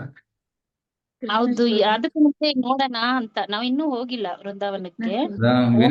ವಿನಯಪುರ ಅನೌನ್ಸ್ಮೆಂಟ್ ಮಾಡ್ತಾರೆ ಈಗ. ಪ್ರಭು ಕೃಷ್ಣ ಸ್ಟೋರಿ ಬುಕ್ ಓದಿದ್ರು ಇದೆ. ವಿನಯಪುರ ಅನೌನ್ಸ್ಮೆಂಟ್ ಮಾಡಿ. ಹರೇ ಕೃಷ್ಣ. ಥ್ಯಾಂಕ್ ಯು ಮಾತಾಜಿ, ನೀವು ಕರೆಕ್ಟ್ ಟೈಮ್ಗೆ ಪ್ರಶ್ನೆ ಕೇಳಿದ್ರಿ. ಪ್ರಭು ಮತ್ತೆ ಸೊ ಕೃಷ್ಣ ಸ್ಟೋರಿ ಬುಕ್ ಓದ್ಬೇಕು ಪ್ರಭು, ಅದ್ರ ಮೇಲೆ ಫುಲ್ ಲೀಲೆಗಳು. ಪ್ರಭುಜಿ ಏನ್ ಕೇಳಿದ್ರಿ ನೀವು? ಏನು? ನಾನು ಕೃಷ್ಣನ ಹುಟ್ಟಿದೂರು ಅದೆಲ್ಲ ತಿಳ್ಕೊಬೇಕು ಅಂತ ಆಸೆ. ಎಸ್ ಎಸ್ ಎಸ್ ಅದ್ರ ಬಗ್ಗೆ ವಿನಯಪುರ ಹೇಳ್ತಾರೆ, ಈಗ ಸ್ವಲ್ಪ ಕೇಳಿ ಅವರಿಂದ. Okay ಪ್ರಭುಜಿ. Hare Krishna. So devotees ಕೇಳ್ತಾ ಇದ್ರು ಕಾರ್ತಿಕ್ ಮಾಸದಲ್ಲಿ ಏನಾದ್ರು ಯಾತ್ರೆ ಅರೇಂಜ್ ಮಾಡಿ ಅಂತ. ಲಾಸ್ಟ್ ಇಯರ್ ನಾವು ಪುರಿ ಮಾಯಪುರ್ ಹೋಗೋಣ ಅಂತ ಪ್ಲಾನ್ ಮಾಡಿದ್ವಿ, ಬಟ್ ಇದು ಮಳೆ ಸೈಕ್ಲೋನ್ ಇಂದ ಕ್ಯಾನ್ಸಲ್ ಆಯ್ತು. ಸೊ ಇಯರ್ ನಾನು ಮತ್ತೆ ಪ್ರಭುಜಿ ಅವ್ರ ಜೊತೆ ಡಿಸ್ಕಸ್ ಮಾಡ್ತಾ ಇದ್ವಿ, ಪುರಿ ಮಾಯಪುರ್ ಹೋಗೋದಾ ಇಲ್ಲ ಅಂದ್ರೆ ವೃಂದಾವನ್ ಯಾತ್ರೆ ಮಾಡೋದಾ ಹೇಗೆ ಅಂತ. ಸೊ ಫೈನಲ್ ಆಗಿ ಡಿಸೈಡ್ ಮಾಡಿದ್ದು ವೃಂದಾವನ್ ಯಾತ್ರೆ ಹೋಗೋಣ ಅಂತ. ಯಾಕಂದ್ರೆ ಪುರಿ ಮಾಯಪುರ್ ಹೋದ್ರೆ ಮತ್ತೆ ಅದೇ ಡೇಟ್ಸ್ ಅಲ್ಲೇ ಹೋದ್ರೆ ಕಾರ್ತಿಕ್ ಮಾಸದಲ್ಲಿ ಚಾನ್ಸಸ್ ಆಫ್ ರೈನ್ಫಾಲ್ ಇದೆಲ್ಲ ಇರುತ್ತೆ. ಸೊ ಮೋಸ್ಟ್ಲಿ ಡಿಸೆಂಬರ್ ಇಲ್ಲ ಅಂದ್ರೆ ಜನವರಿ ನೆಕ್ಸ್ಟ್ ಇಯರ್ ನಲ್ಲಿ ಪ್ಲಾನ್ ಮಾಡೋಣ ಅಂತ ಇದೀವಿ Puri ಮಾಯಪುರ್.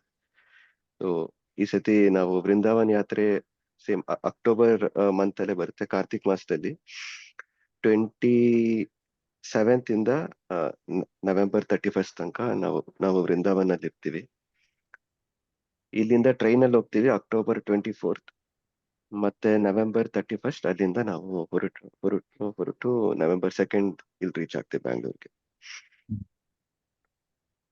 Price cost same last time ತರಾನೇ ಇರುತ್ತೆ. ಅಪ್ರಾಕ್ಸಿಮೇಟ್ ಸದ್ಯಕ್ಕೆ 11,000 ಇದೆ.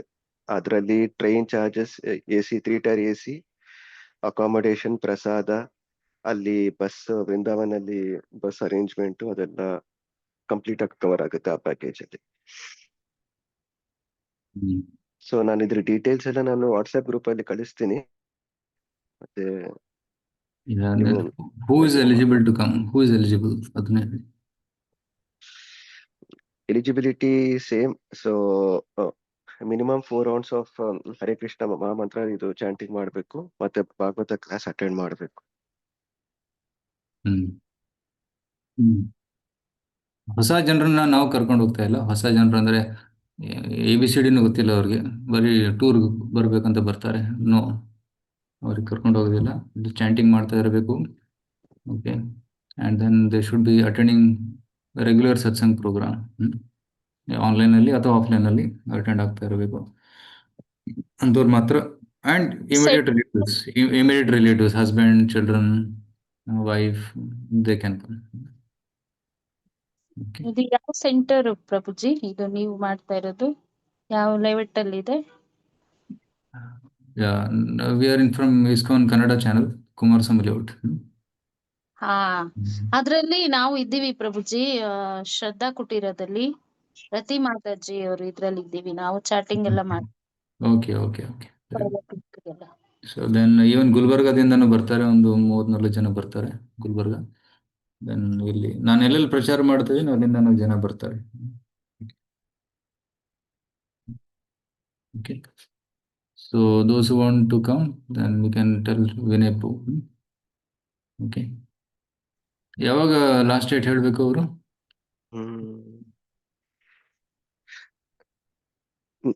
ನಾವು ಡಿಸ್ಕಸ್ ಮಾಡೋಣ ಪ್ರಭುಜಿ. ನಾನು ವಾಟ್ಸ್ಆಪ್ ಗ್ರೂಪ್ ಅಲ್ಲಿ ಕಳ್ಸೋಕ್ಕಿಂತ ಮುಂಚೆ ನಾವು ಡಿಸ್ಕಸ್ ಅದೊಂದು ಫಿಕ್ಸ್ ಮಾಡಿ, ಯಾಕಂದ್ರೆ ಟಿಕೆಟ್ಸ್ ಎಲ್ಲ ಮಾಡ್ಬೇಕಲ್ಲ. ಸೊ ಈಗ ಹೌದು ಪ್ರಭುಜಿ. ಓಕೆ, ರಾಕೇಶ್ ಅವ್ರ ಜೊತೆ ಡಿಸ್ಕಸ್ ಮಾಡಿ ಅಲ್ಲಿದು ಅಪ್ಡೇಟ್ ಕೊಟ್ಟು ಮೆಸೇಜ್.